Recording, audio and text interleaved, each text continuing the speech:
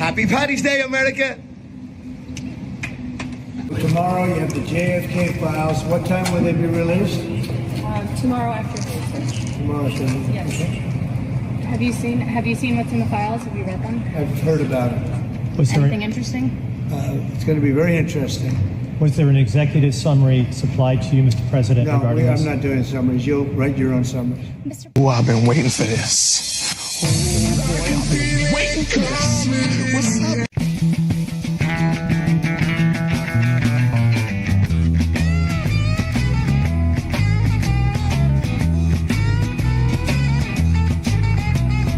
Trucking, got my chips cashed in, keep trucking like the Doodah Man. Together, more or less in line, just keep trucking on.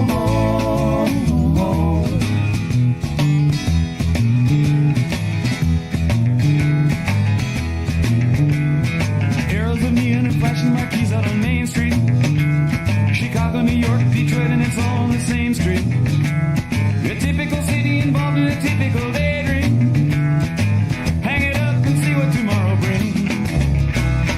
Dallas got a soft machine. Houston, too close to New Orleans. New York got the ways and means and just won't let you be.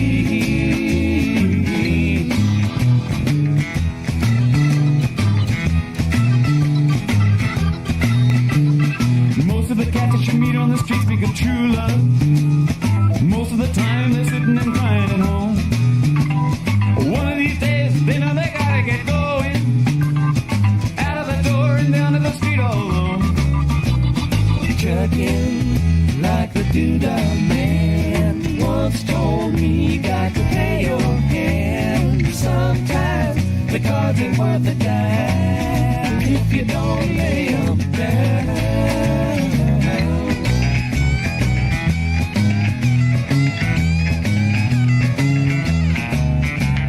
Sometimes the light's all shining on me. Other times I can barely see. Lately it occurs to me, what a long, strange trip it's been.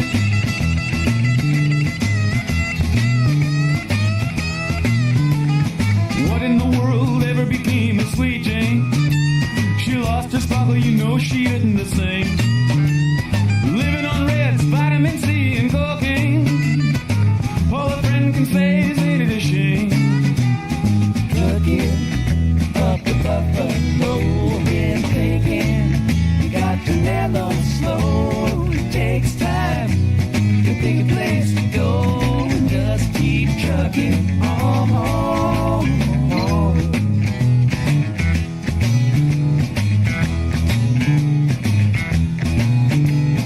Sitting and staring out of the hotel window. Got a tip, they're gonna kick the door in again. I'd like to get some sleep before I travel, but if you got a warrant, I guess you're gonna come in. Busted down on Bourbon Street, set up like a bowling pin. Knocked down, it gets to wearing thin. They just won't let you be.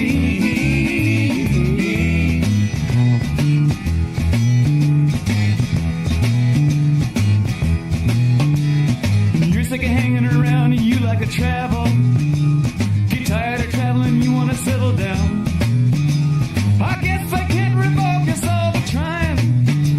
Get out of the door, light out and look all around. Sometimes the light's all shining on me. Other times I can barely see. Lately it occurs to me, what a long, strange trip it's been.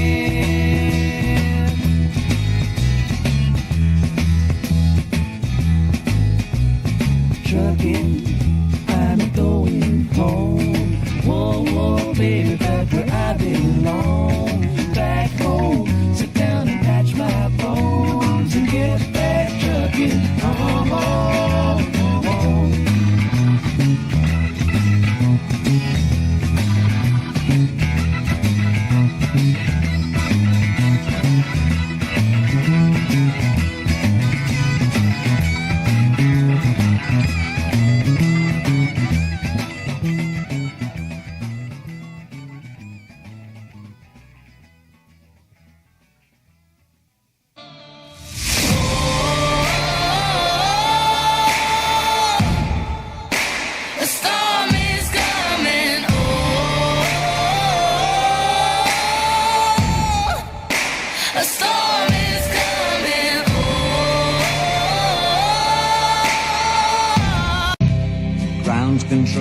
to Major Tom. Ground control to Major Tom. Take your protein pills and put your helmet on. Ground control to Major Tom. 8, 7, 6. Commencing countdown, engines on. 3, 2. Check ignition and may God's love be with you.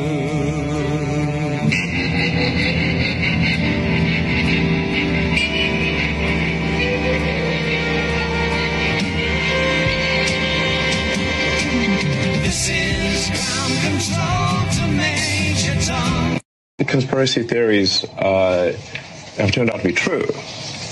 Which ones? The Trump-Russia witch hunt, Jeffrey Epstein, JFK assassination, the misuse of the Patriot Act, the Iraq War, the weapons of mass destruction, the war in Ukraine, the bombing of the Nord Stream pipeline, the open border migration caravans, the climate change scam, chemtrails, and HARP, and 9/11 being an inside job, and the Internet of Things surveillance grid, and PFAs, and chemicals in the water turning everyone gay, and the 2020 election being stolen, and January 6th being filled with undercover feds, and Bilderberg and Bohemian Grove, and global government, not to mention gain-of-function research and the threat of China, and collapsing birth rates, and defund the police, and George Soros, and mail-in ballots, and big tech censorship, and disinformation agencies, and Obama's birth certificate, and probably some others I can't think of. I mean, so a few of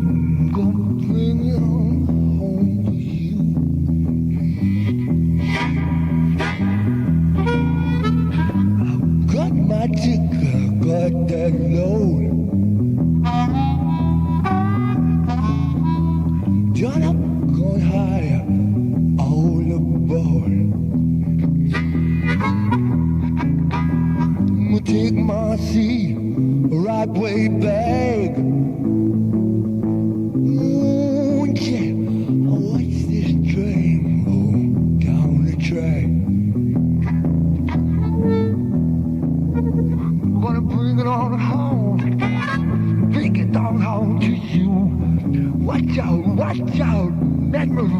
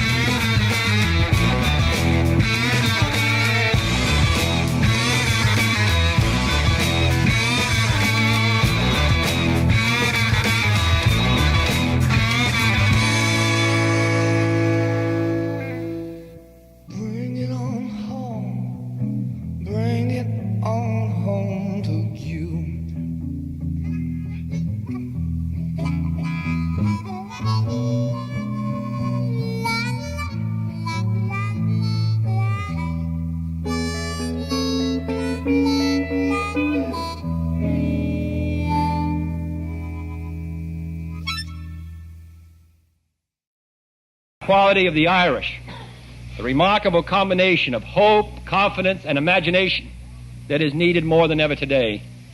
The problems of the world cannot possibly be solved by skeptics or cynics whose horizons are limited by the obvious realities. We need men who can dream of things that never were and ask why not. All right, so remember, misspellings do matter. So if you guys saw Trump's post on True Social, you read through the golf thing here, but at the bottom that it says participated in the event, but it's missing a T. So let's go to the cue board real quick and check this out. Well, in this post here, this is back in 2019, 3109. The strike will be fast. Well, Q forgot the T. And then at the bottom, that would be 2019 on post 3110. He says, strike on the move. My friends, there's a lot going on right now, and there's a lot of military operation on the move, if you couldn't tell, over in all these Iran, everywhere else right now, and the Houthis. So buckle up. Military's in control, and it's going to get exciting here soon. Love y'all. Veil didn't just thin, it tore. And you're walking through it right now. For the next 7 days, you are in a dimensional crossfade. The old world and the new timeline are overlapping, and you're in the middle of it. This explains why things feel so off for so many right now. It's almost like you're slipping in and out of a different version of your life. You're feeling the ripple of this eclipse still echoing through your reality. And if you think this is just some energy shift, you're not seeing the full picture. Because something else is happening, and trust me, it's way bigger than you think.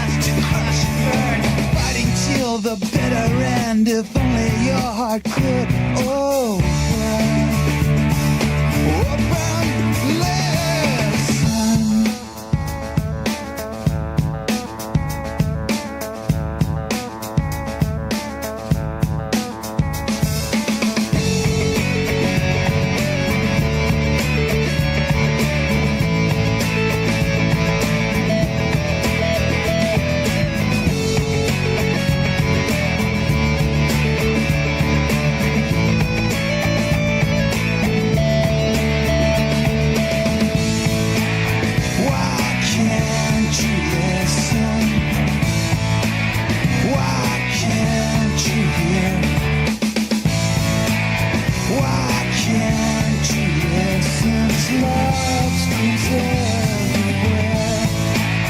Why can't you listen? Why can't you hear? Why can't you listen?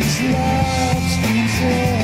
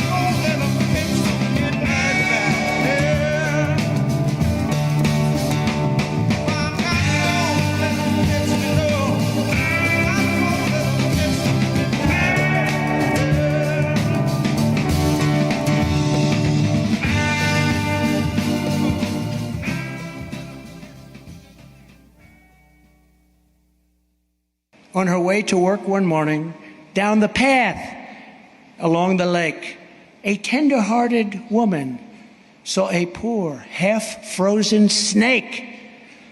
Her pretty colored skin had been all frosted with the dew. "Poor thing," she cried, "I'll take you in, and I'll take care of you. Take me in, O tender woman, take me in for heaven's sake.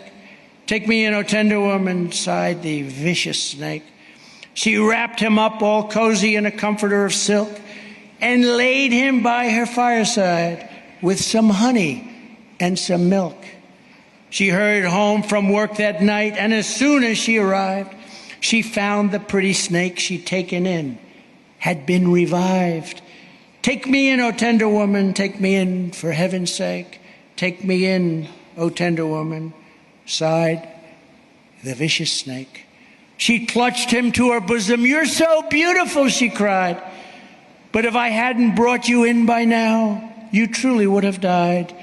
She stroked his pretty skin again and kissed and held him tight. But instead of saying, "Thank you, ma'am," the snake gave her a vicious bite. "Take me in, O tender woman, take me in for heaven's sake. Take me in, O tender woman," sighed the vicious snake. I saved you, cried the woman, and you've bitten me, but why? You know your bite is poisonous, and now I'm going to die. Shut up, silly woman, said the reptile with a grin. You knew damn well I was a snake before you took me in. So to follow up on the Biden auto pen, are those executive orders, those pardons from the former president now null and void? Well, I think so. It's not my decision. That'll be up to a court. But I would say that they're null and void because I'm sure Biden didn't have any idea that it was taking place.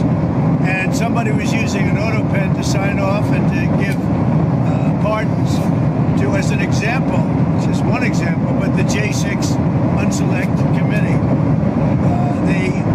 They gave, think of it, they gave pardons with an auto pen. I don't think Biden knew anything about it.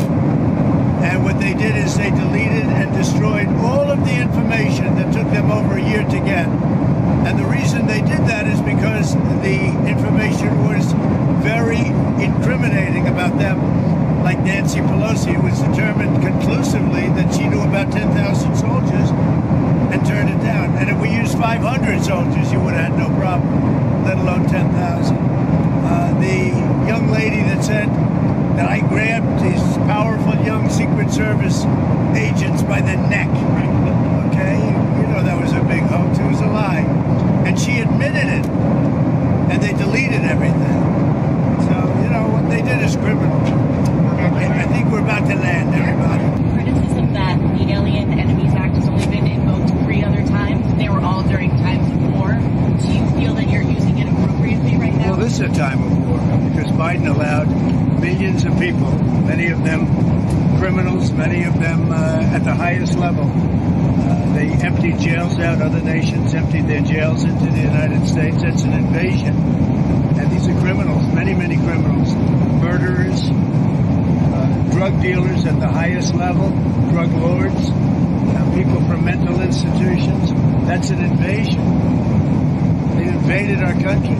So this isn't, in that sense, this is war.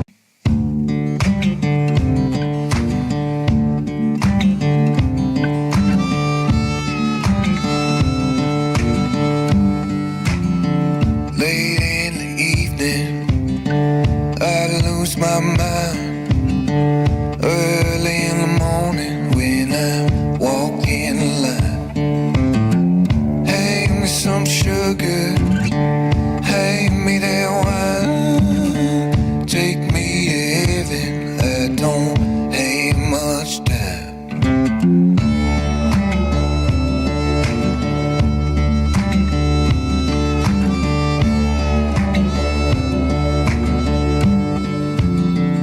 I'm under pressure, ease my mind. Head on the water, I don't have much time. Hand me some sugar, hand me that wine. Go tell the devil I've been walking the line.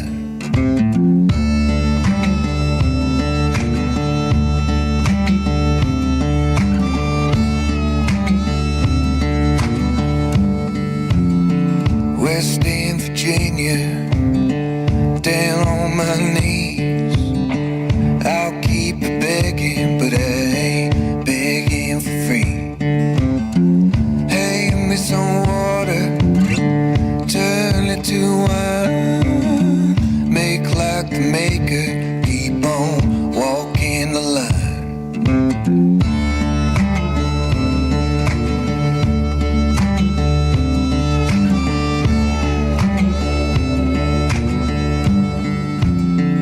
My hallelujah came and it went. Dead men walking, they don't pay the rent.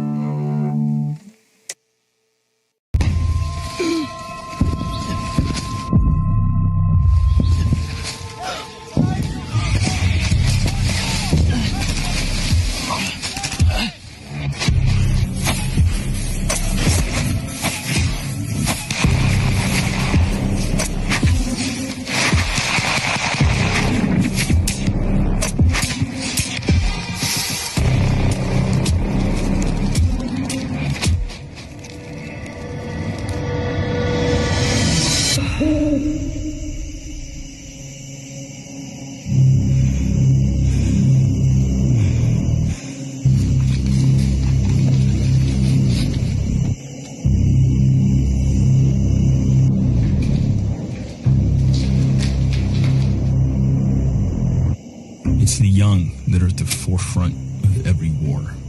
With every new war comes a new way of fighting. The old have seen a transformation take place over the past 20 years. One that's so familiar it's become an extension of ourselves.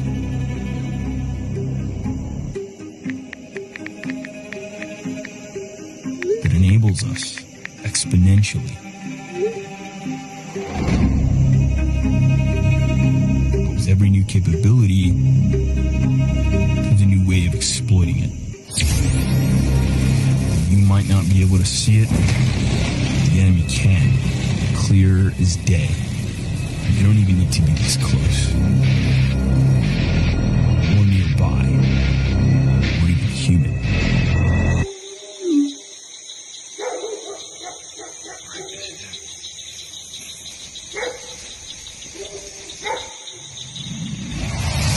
The rocket strike that killed dozens of service members has been linked to unauthorized cell phone use. Using photographs freely available online to pinpoint the exact location of militants everywhere from Syria to Siberia. Online posts like these online geotagging and details in the photos, people were able to confirm that he was and power lines in the background. They had a match and a pinpoint location on Google Maps.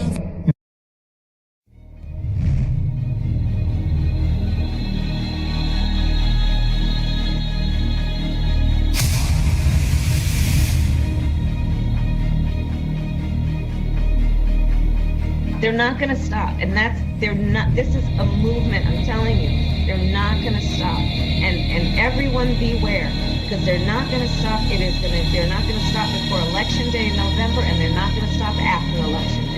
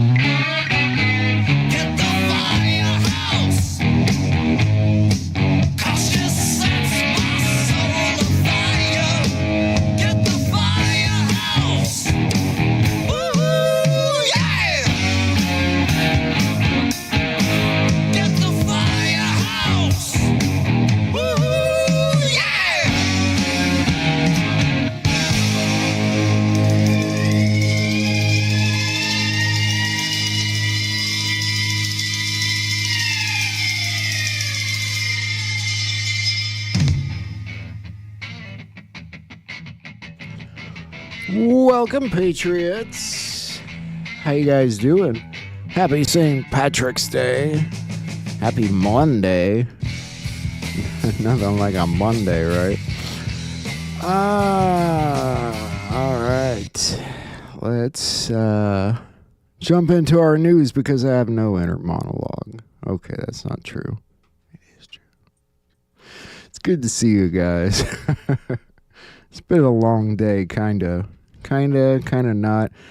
Everything going on, like, I had put off the Miracles project for a day or two because of the whole storm cleanup thing. They called it an F2 tornado, like, I don't know, 2 miles from my house. Kind of cool. But then now I'm thinking with this Kennedy stuff tomorrow, they're saying 80,000 documents tomorrow. See you in a month, a year. Let's see, you take the first 20,000, you take 20,000. It's going to be interesting. Maybe I'll push that project back a week.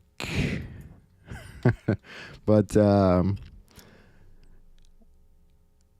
I'm wondering, do you think it'll have the answers that people seek? The answer to that, like, number one conspiracy theory for the past so many decades?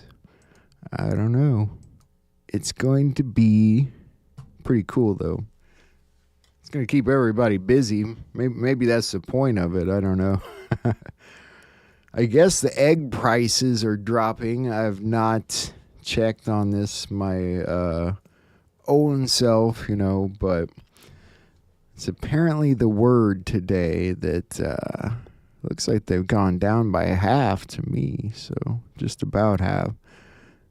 The USDA Daily National Shell Egg Index Report, that's like a real thing, huh?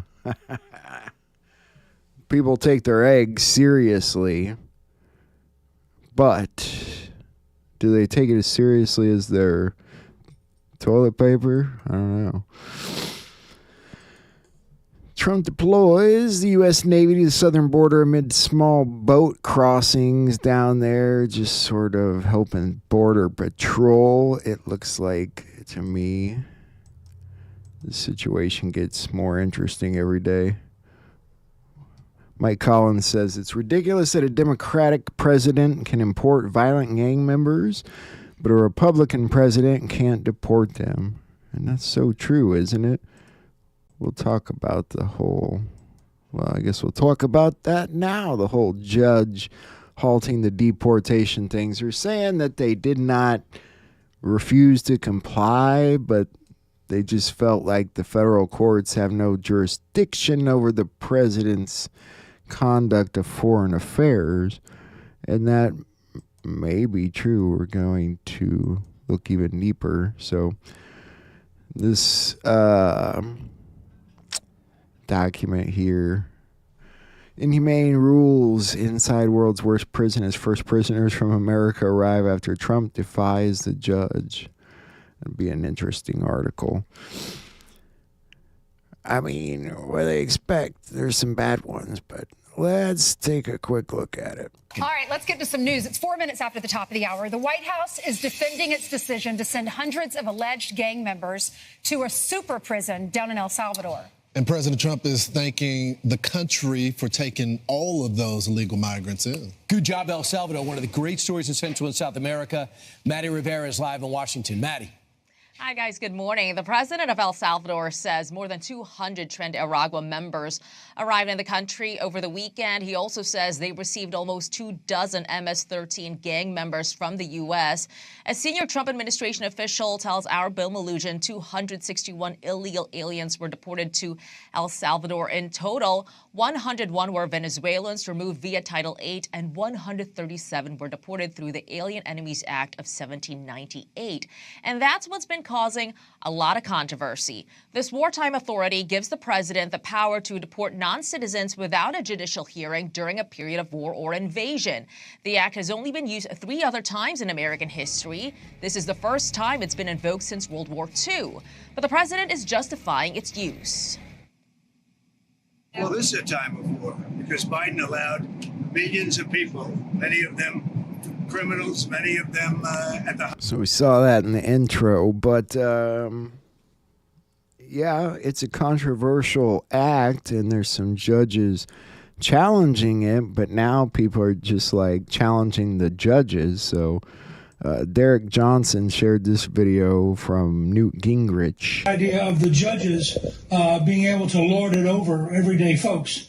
And in fact, if you read the Federalist Papers, which are the primary introduction to what does the Constitution mean, they make it very clear. They believe the legislative branch and the executive branch are much more powerful than the judicial for a practical reason. The Congress and the president together can simply abolish judges. And it's only with Marbury versus Madison, which is totally dishonest in how it's currently portrayed. In Marbury versus Madison, Marshall understands that if he doesn't go down a very careful line, Jefferson will abolish the court. And so he has a very convoluted reasoning that he knows will make Jefferson relatively happy while asserting that the court can make this decision. Lawyers ever since have dramatically expanded the meaning of Marbury versus Madison and have ignored the reality that the judicial acts of 1801 and 1802 indicated total dominance of the legislative and executive branches over the courts because they can abolish them. So when you start from that background and you realize that where we are today is that the last castle of left-wing nuttism are these district judges and 1 or 2 Supreme Court judges. And that what they're doing is a fundamental assault on the constitutional order. If the American people elect a president, and as we've just seen in the last couple of days, elect a House and Senate who are in agreement about things, it's very dangerous for the judges to interpose themselves between the people's elected officials and their own personal judgments. And so what you're seeing right now is sort of it's just the equivalent to the people who occupied Trump Tower this week or the people who occupied Columbia. These are out of control, totally unconstitutional behaviors by left-wing radicals who frankly ought to face the prospect, 1, of being impeached for failure to follow the Constitution, 2, potentially having their entire court abolished, which could be done at any level and was done in the past. And so I don't think that the American people should accept judges as dictators, and that's why the quote you had, I thought your monologue was brilliant, and your quote earlier from Jefferson. Jefferson thought it was... And what he's saying simply is that, you know, if the judges are going to go against a large number of the people, they might just end up getting abolished. Welcome to the party here, Elvis. Sorry about your home, man. These tornadoes are wild. It's been a while since one came through my part of Illinois. And blessings to you. I hope things work out, dude. So Newt Gingrich, it was a pretty good video. It makes a pretty good point there that we're not going to put up with these Obama-era judges that are, and it is sort of acting like a dictator if they're not going with the flow of the people. So you probably saw this today. A French lawmaker demands the return of the Statue of Liberty, arguing that the U.S. no longer upholds its founding values. Personally, I say give it back to him. It's an evil piece of art anyway. Maybe paint it first. Spray paint it. Trump was here on it and send it back. Apparently, we're not going to be doing that, though, sadly. And something different. There is now a member of the European Parliament from France who does not think the U.S. represents the values of the Statue of Liberty anymore. They want the Statue of Liberty back. So is President Trump going to send the Statue of Liberty back to France? Absolutely not. And my advice to that unnamed low-level French politician would be to remind them that it's only because of the United States of America that the French are not speaking German right now. So they should be very grateful to our great country. Kelly. Ooh. Burn. Oh, man, that was...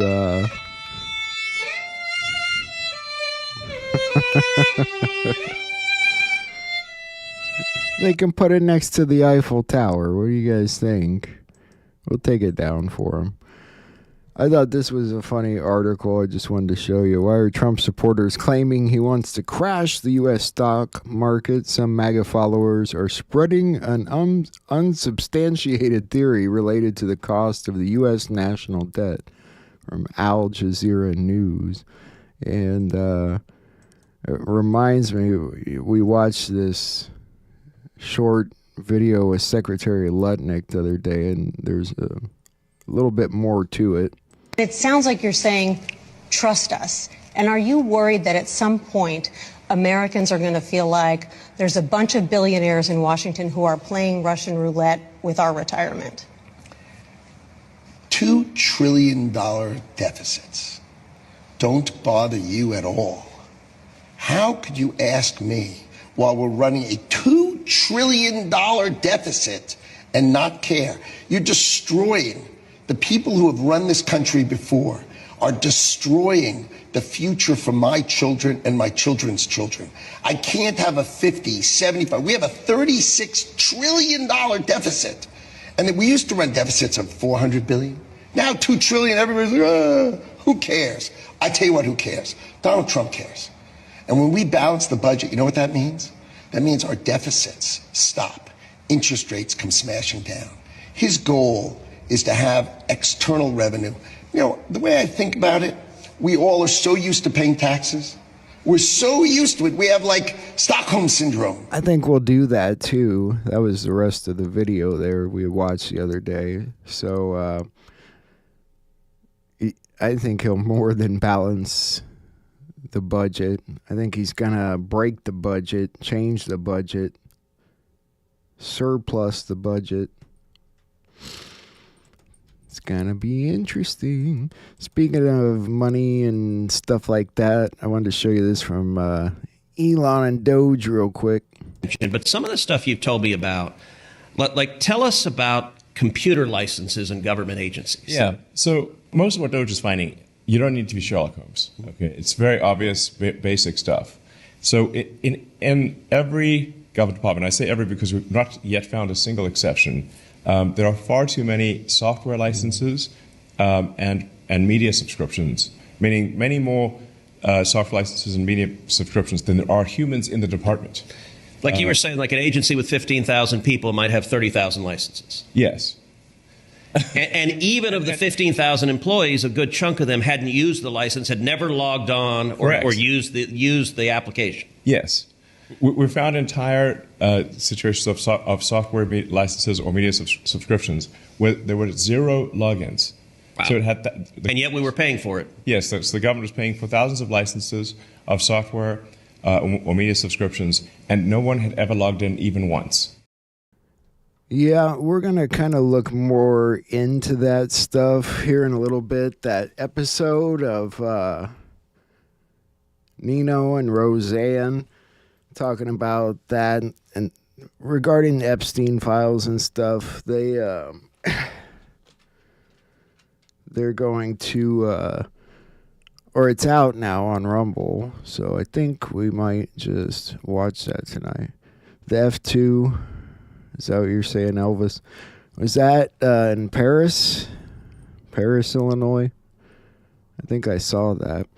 Anyway, this next video I wanted to show you guys real quick is, you know how Charlie Kirk goes around doing these interviews, or he kind of goes to the colleges and people come up and ask him questions or just kind of debate him mostly. Somebody went up to him and in one of these and made some claims about, I believe, getting attacked by some white Trump supporters. And you just got to see what Charlie Kirk does. It's freaking hilarious. Now we're talking about crimes. Threatening to rape you is an intent of a crime. Did you go to the police? You file a police report? You hire an attorney? You sue the school? Did you go to the civil rights office? You file a civil rights complaint? Did you do any of that? Because you should. Okay. No, did you? Tell me. Yes or no? I did not. But why? I'm not going to argue with you. But you're coming in front of 2,000 people to say it. Why did you not go to the university and say this happened? Okay, because how would I report them? Anyone. There's hotlines all over this campus. You guys have nothing but, like, if something happens to you, I think you're making this up. I think you're doing this to try to make a point. Okay. I don't think there's any evidence. I can promise you, God, as my witness, I'm not. Anyways. No, but seriously, why don't you today commit? Let's do this. I'm going to show you the university official, and why don't you go file a Department of Education complaint, and let's find these terrible people that did this to you. Can we agree? Okay. Okay. And by the way, we'll be able to look at security camera footage, and we'll see. Okay, I'll think about it. But you didn't do that. Can I try to finish? Think about it. Hold on. Why wouldn't you want to do that immediately? Can I talk?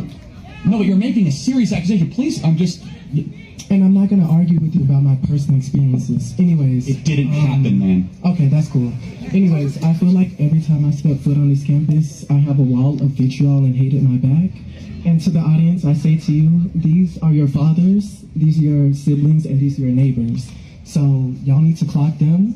And I hate overgeneralizing, but I'm not going to say all Trump supporters are racist, but a good amount. Anyways, my question to you is, if you have one message to say to these people with the hate in their hearts, what would you tell them? I would tell you to stop lying. What would you tell them? Not to me.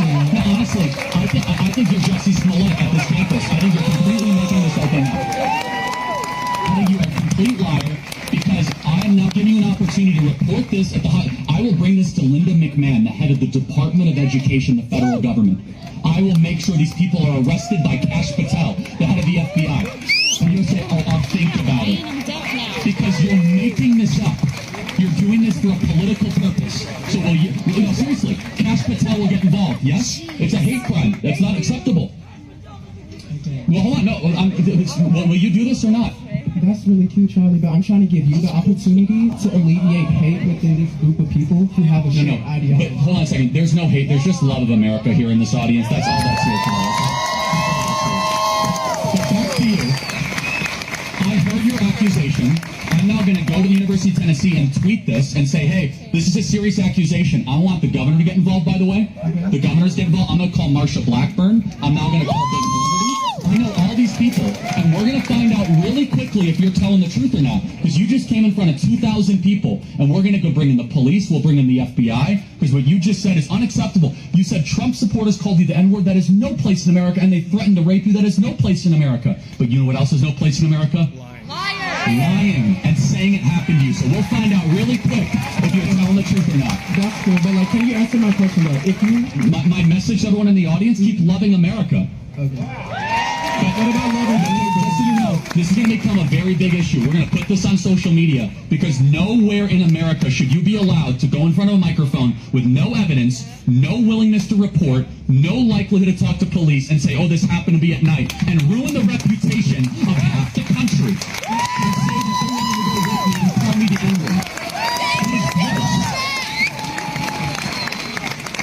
Okay. Thank you for your time. Thank you. You'll be hearing from a lot of institutions, and if you did indeed lie, you will be civilly liable for smearing this university publicly for a very big number. We'll find out if you're telling the truth. That's something else. Get Marsha Blackburn involved. I will. Thank you. Get Kash Patel involved. What was he said? Make sure you act. Make sure you have a lawyer. I mean, what do you guys think? Did he go overboard, or was it founded? I would call a lie. I don't know. I couldn't see any Trump supporters necessarily saying the N-word and then saying they would rape that person. Wow. Even if it is true, he brings up the right point. Why didn't you go turn it in? Campuses are pretty strong about stopping that crap. There's cameras everywhere. A lot of campuses have buttons that you just press all over the campus, and a cop will show up like that. So I don't, yeah, I get why he pushed the topic for sure. Oh, the youth of America. Yesterday we talked for a second about how they were kind of in some schools trying to teach kids about Islam now, but it's sort of taken on a different turn. And in this video you can see they're now holding their mass in a Christian church. I would not have thought that on the eve of in England, Lent, that or actually Ramadan would be celebrated in the St. George's Chapel, Windsor. Remember the place where we saw, the final St. George's in Windsor Castle, the funeral service of Her Majesty the Queen. But that is exactly what happened. Let's show you a clip.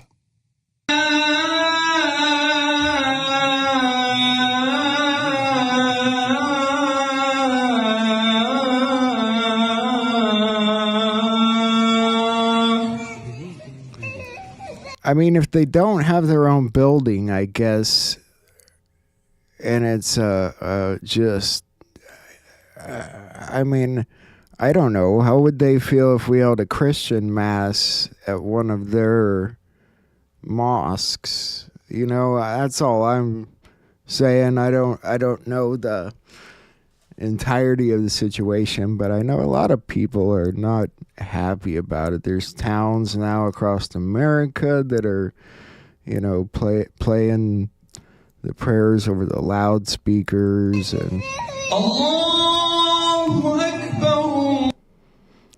Hi, first of all, Nigel, it's great to speak to you.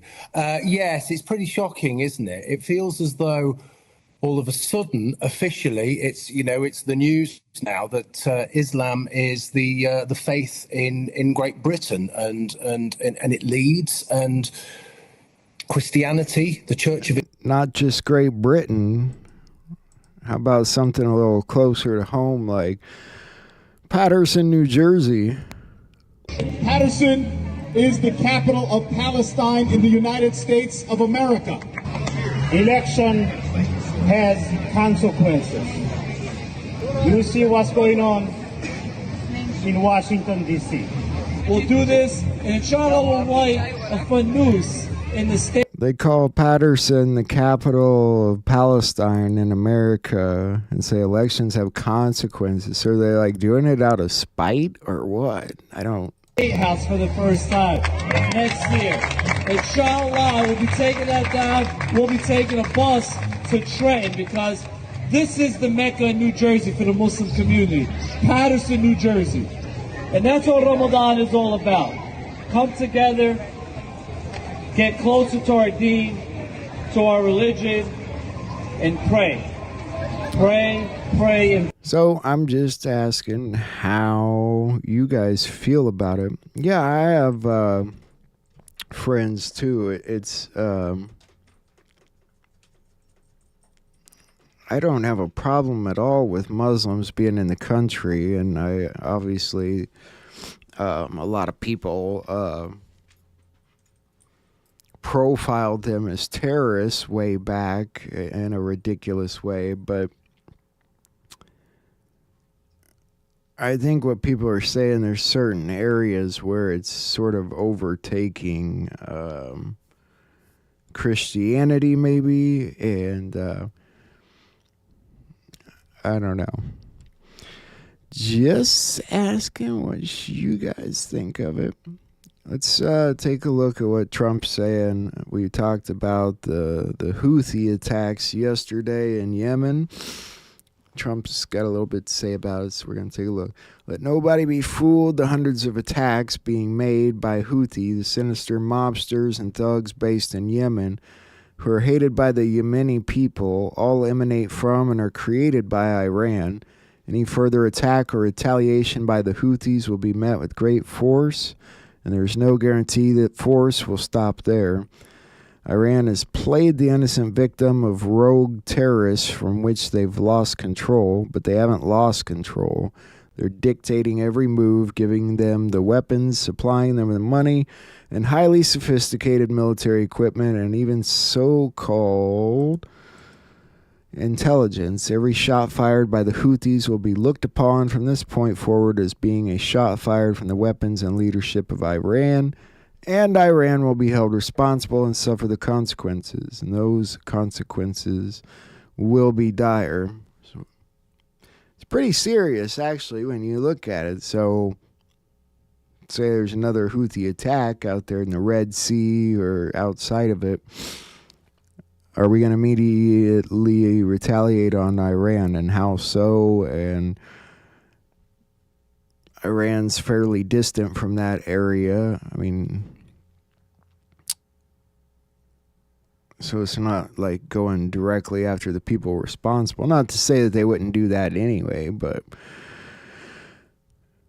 how do you guys feel about that one? And interestingly, somebody put together something that there might be a hidden message within the message. Shots fired equals 104. Shots fired 2 times. 104 is JFK Jr. is alive. JFK alive. Shots fired 2 times equals 228, which equals the best is yet to come. And Trump does like to do things like that. If you saw in the intro, the little misspelling thing, there's always something connected to it in an interesting way. And because of what's going on, I guess, and I don't know entirely what this means, 9 U.S. tankers all flying under the call sign Gold are in the air, while a significant number of fighter jets are being repositioned, likely for deployment to the Middle East. So I assume this is all connected stuff. Check out this post I saw today. I thought this was kind of cool. Wouldn't that be cool? John Lennon was still alive. Wouldn't that be a mind blower? Would that blow your minds? What if the real Paul McCartney didn't die, but just wanted out, you know? So they did the kill you off thing, and then they did it to all of them. I don't know. Just a theory. Thought I'd show you that. One of those things that came up. In some other kind of random news, Mexican President Sheinbaum reports that her phone and email have been hacked. And Elon Musk claims that ActBlue and other left-wing NGOs are financing terrorists to target Tesla and X dealerships. If you've seen the attacks still happening. Another Trump post I wanted to look at with you guys here. The pardons that Sleepy Joe Biden gave to the Unselect Committee of Political Thugs and many others are hereby declared void, vacant, and of no further force or effect because of the fact that they were done by AutoPen. Now, I'm going somewhere with this. In other words, Joe Biden did not sign them, but more importantly, he did not know anything about them. That's pretty important, but the necessary pardoning documents were not explained, so where they're going with this is really actually kind of interesting. They're saying, what if, you know, Trump gets rid of whatever allows him to use AutoPen, which was put into place under Obama. There's a few things that Obama used AutoPen for as well. Would that make them null and void as well? And we'll take a little bit further look into that. What if it wasn't about the AutoPen? It was about past presidents. I'm pretty sure it was just started under Obama, so it wouldn't be too many presidents, but Trump's never used AutoPen for executive orders. Specifically, you always see him sitting down, signing by hand, and it is pretty key in the Constitution. It shall sign it by hand.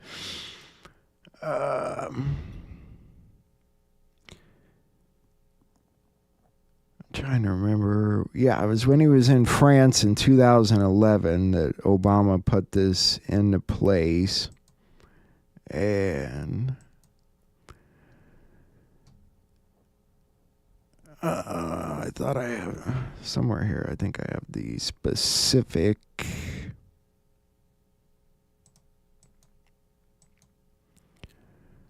Obama was first president to use AutoPen to sign a law in 2011. He first signed the National Defense Authorization Act for fiscal year 2012 while he was on vacation in Hawaii. He also used it to sign a 4-year extension of certain provisions of the Patriot Act in 2011 while he was in France. Republican Tom Graves argued the constitutionality of this action, specifically Article 1, Section 7, when he signed the NDAA, citing that if the president was hospitalized, what if the president was hospitalized? Well, it would stop a group of radical cabinet members using AutoPen to push forth a separate agenda. The DOJ determined it was okay to do at the time, so, it very well could go to the Supreme Court. And I don't know what the specific pieces of the Patriot Act tied up in that are, but we can take a quick look here. Going on today, and here are two things we thought you should know. President Obama made history by authorizing the first use of the AutoPen signature to sign an extension of the Patriot Act while he was in Europe. Now, the AutoPen is basically a mechanical pen. Congressman Tom Graves, a Republican from Georgia, is asking the president to confirm that he saw the bill before giving the go-ahead for the AutoPen. Reports say the White House planned to fly that bill to the president, but it would have reached him after the midnight deadline. And so back in 2011, they were going to fly it to him so he could sign it, but they weren't going to make their deadline to extend whatever that particular act was. So he came up with the AutoPen thing. Very clever there. Oh, bummer. Moving forward, a few other things I wanted to share with you. Trump's been talking a lot about the J6 subcommittee. So Adam Kinzinger, God, I can't stand him, put out a response. So I just saw that Trump is threatening the January 6th committee again. Listen, this dude knows, he knows that this is the thing that embarrasses him. He won't admit it embarrasses him because he's trying to pretend like he didn't do anything. He's obsessed. He's more obsessed with me and Liz Cheney than his freaking golf score. Hey, Trump, bring it on, dude. You weak, whiny, tiny man who, by the way, I saw a picture of you this weekend. You're hiking up your pants now to really just below your man boobs and you're sweating so much. Looking pretty bad there. But bring it, man. Stop with all the big mouth talking stuff. You're a grown man. You don't talk like one, but you're a grown man. Come on, dude. Bring it. I think Adam Kinzinger wants to see action come out of it. What do you guys think? Hey, I think they can make that happen. He's such a dumbass. Have you been drinking, sir? Man. And he's from Illinois, isn't he? God. We got a crew here, don't we? Moving forward. What else did I want to show you guys before we get going here? We've got an update phone call with Tina Peters. We might look at that here a little later. Kinzinger wasn't the only one ripping on Trump. This guy, I guess he's an actor too, was doing the same. Check it out. I'm going to tell y'all who I am. All of the Latinos for Trump. All of the blacks for Trump. All of the veterans for Trump. All of the victims and families of 9/11 for Trump. All of the people that's still driving around in a Cybertruck, Tesla, whatever the case may be. You know, there's people out here laughing at you right now. His name is Tyrese, I guess. I have no idea who he is. It said he was an actor. Who that man is was on full display on the first go-round.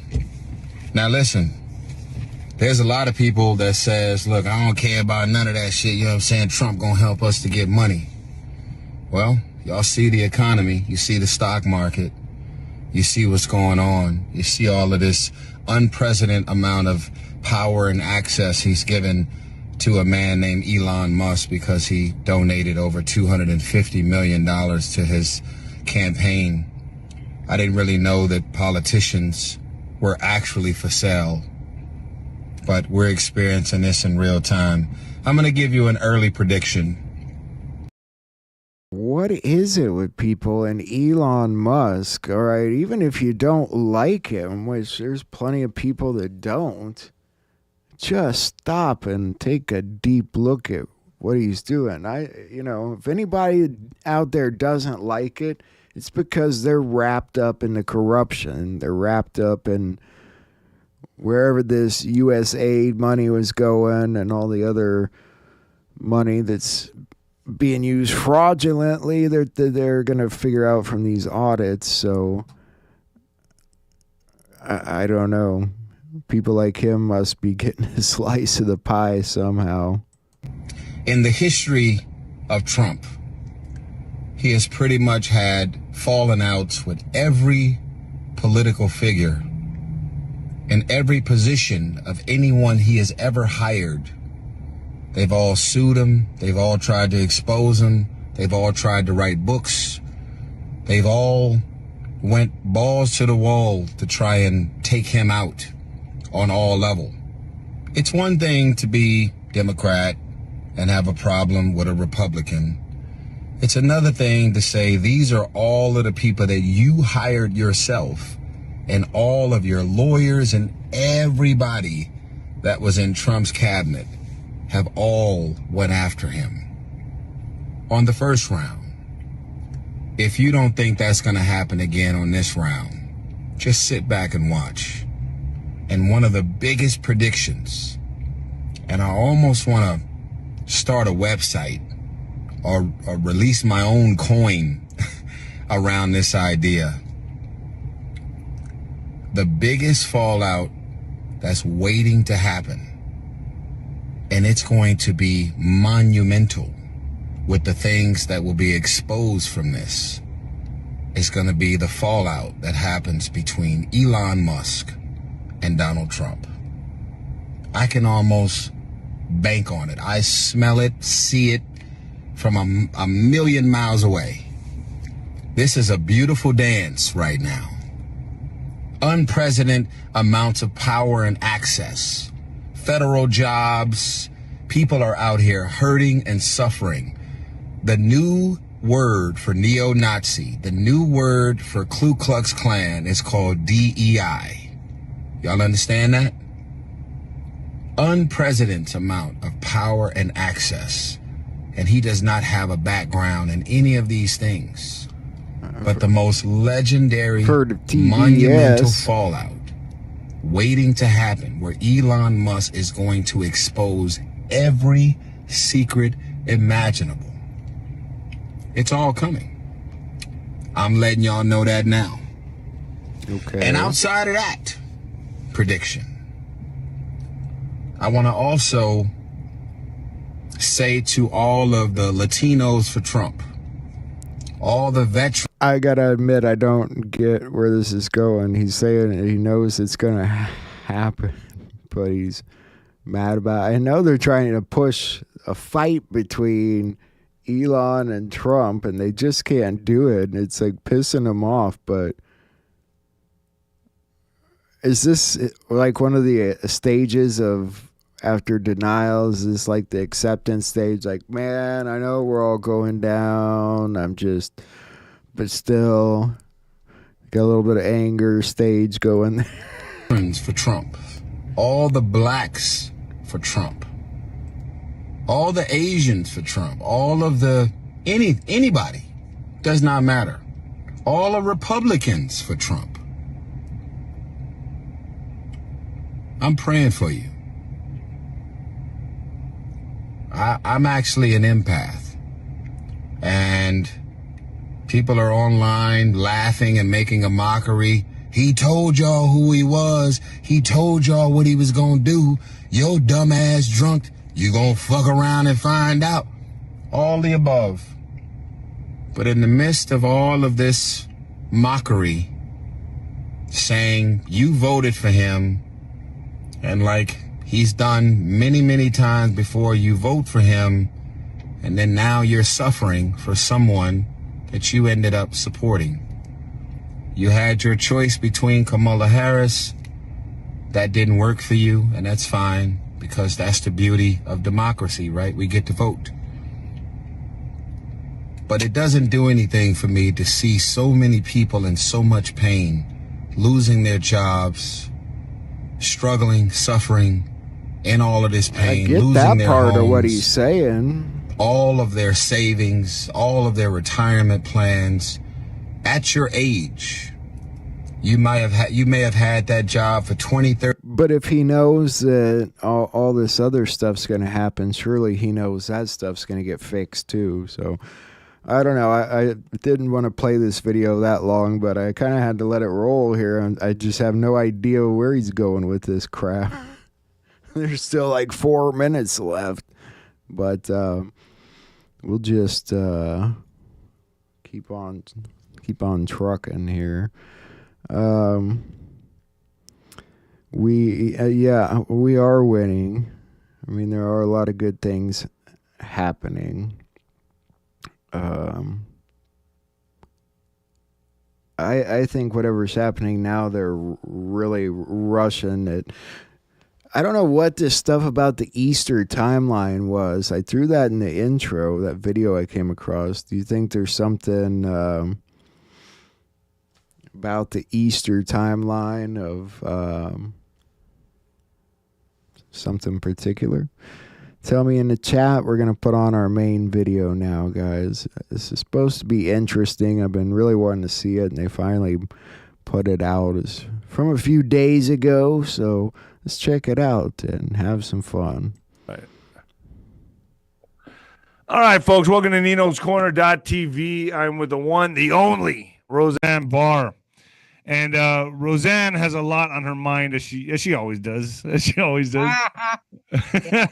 And so let's just kick it off, Roseanne. I mean, I've had a lot of controversial guests on, and I know a lot of the guests I've had on, I guess, have gotten under your skin. Me? Well, no, it's not just you. You know I love you, Nino. Okay, good. Thank you. I'm glad. You know and listen, and I want to say this first. Man, I have, and obviously the direction we're going to go with this is going to be about the anti-Semitism that's out there. And I've had a lot of guests that have come on my show talking about, Jews are demons, Jews are bad, Jews are the problem. And I just, it makes me cringe. I'm not going to lie, because I don't believe that. But I do believe, now tell me if I'm right on this, there is a certain faction of Jews that control the damn world. Am I right in saying that?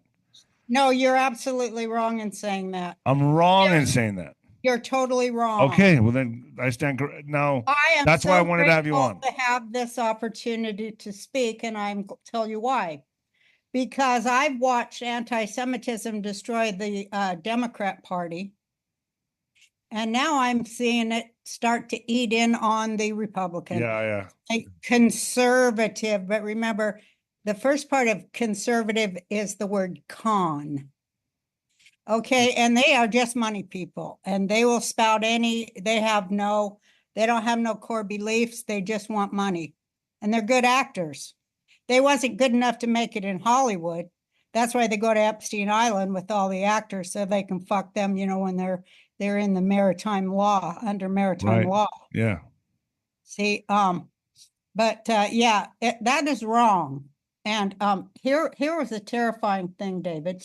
I saw it. I saw it come in strong with Obama. That's the gift he gave to our country. That was the hope and change and the audacity. I call it the fucking audacity of hope.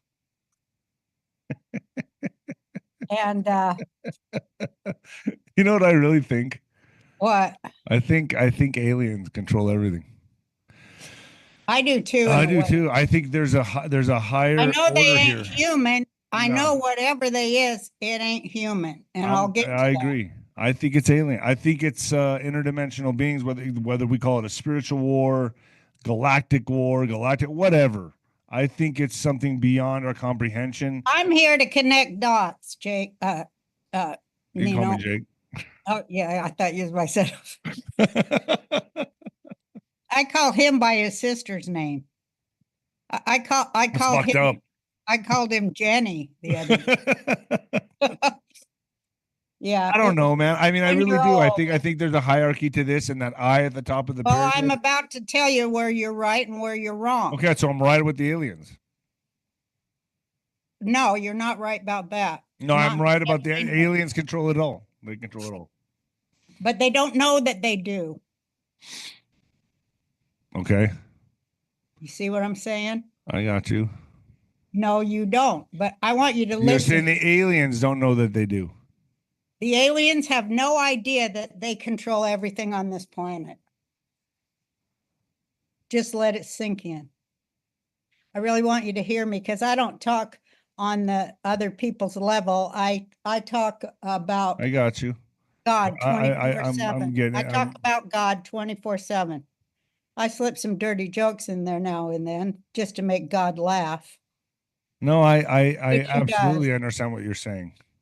I think, here's what I think. I think Adam and Eve's was the aliens. So you're they saying were that we were put here on their home turf, Yeah. and we would we're kind of taking over their property. Well, We're mad about it. we're waking up to the fact of how shit runs. See, I've thought about that. Did you? Oh yeah. Because when you look at I don't know, like I just did a show about Skinwalker Ranch. Oh, I About- heard about that. Yeah, that's going to be premiering tonight on my show on my Is channel. that for real? That seems Yeah, false. no, man. There's portals there. There's portals. There's just certain ley lines and nodes on this planet. Oh, well, I believe that. I know yeah, that's yeah. So there's obviously interdimensional beings that come in and out of there. But I think all these cryptids and these sightings at national parks, I think all these beings maybe were on this planet before us, maybe, and we were put here by God and said, okay, now you have dominion over all things, and it pissed them off. I don't know. Oh, it's a lot of anything you could say. I like to keep it simple. I think we came down here and it was all perfect. But you know how well, that's a whole 3-hour discussion. We both talk to Juan, but this how I talk to Juan. We only talk about God. I talked to him a lot about Antarctica. I talked to him a lot about That's cool. yeah, all roads do lead there. You know, Yep. so Because that's where seeds are. yeah. There's a nice seed bank up there. Yeah, what's it called? The Rothschilds put that together, didn't they? We have talked about the Rothschilds too. Yeah. So let's get into it. So I noticed this kicked off, Roseanne, with which I felt like he was used as a psyop, was Kanye West. This really kicked off with him. There's some other guys. There's some other hosts out there that really started putting this out into the channels, into the social media, and it started catching fire. The anti-Semitism started catching fire, and I watched Kanye. Just really take this and run with it. He went on Alex Jones. He went on a bunch of different shows. And I mean, the stuff that he was allowed to say, because he's a black man, that's why I think he was allowed to say the things that he said. And Obama too. And Obama, correct. Obama started, but not like Kanye. Kanye went full. Obama brought the normalization of the name Hussein here. Yeah, you're right. That makes sense. That makes a lot of sense, actually. I mean, because the owners of the world, they use, they have puppets, and if anybody thinks they would be above the puppetry, like Trump is, how would they survive? Do you think Trump has animals? I think Trump is David and they're Goliath. And I think we are too. But I think that people who have souls were put here particularly to this is what I think. I think, well, God wanted us to come down here and wake up to our potential as human souls. And it's taken a real long time and horrible things for us to get there. But you know what they say, the time you can really imprint a child is when you use trauma. Mm-hmm. And then you can mind control them. And right. They use altars, correct? Yeah, they create altars through torture and sexual torture. Right. And children. And then, they have their bot. They have their creation who will speak what they tell them to speak. So they have no authenticity, but they appear to be authentic. Like their wife appears to be authentic and their children. And what was the reason for that? There had to be a reason for that. And remember that whole Y2K thing? Yeah. Yeah. Everybody brushed by that. Yeah. Everyone was anticipating something big to happen. I never believed in it. Well, it did. But hold on. It wasn't so much the Y2K. It was 9/11 happened right after that. So it's kind of, they built this up for that. And then boom, we got hit with 9/11 a year later. Yeah. So something did happen. Something did happen. Something did happen. And,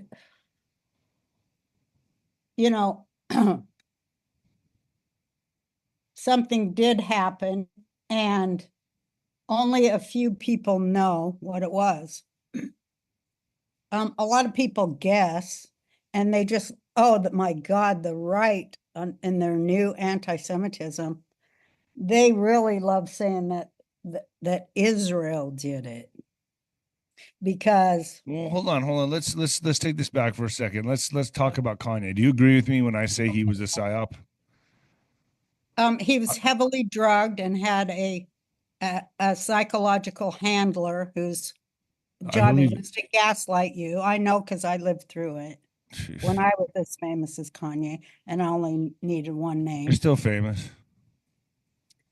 Well, but back then I had to have armed guards and all that shit. I had to have bodyguards and security whenever I fucking wanted to Taco Bell.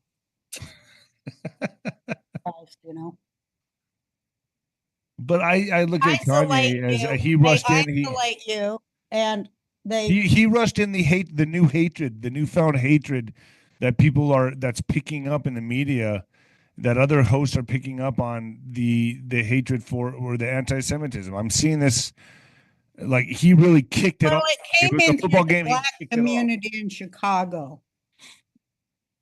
They're saying, so you're saying Obama kind of brought it in, and now Kanye is like the dynamite. Boom. The communists, it's communism 101. It's called the color revolution.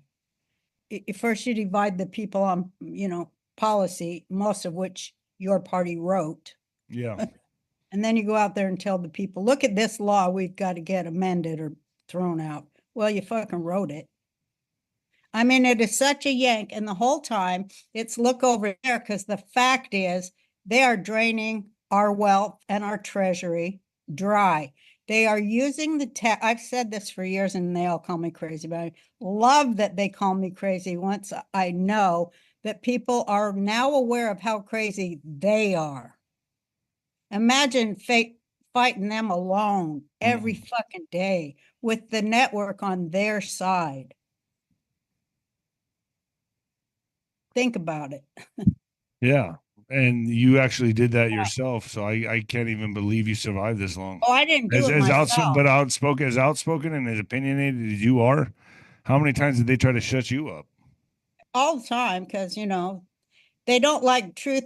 One time I was asking God, how come you keep on, you know, pressing on me that I must break something down and tell the truth about it in order to get it into a joke that'll pay my fucking bills, you know, or that people will like and repeat. And, you know, when they repeat your jokes, man, that's some power. That's powerful shit. That is like rap music. Yeah. And, you know, Oh.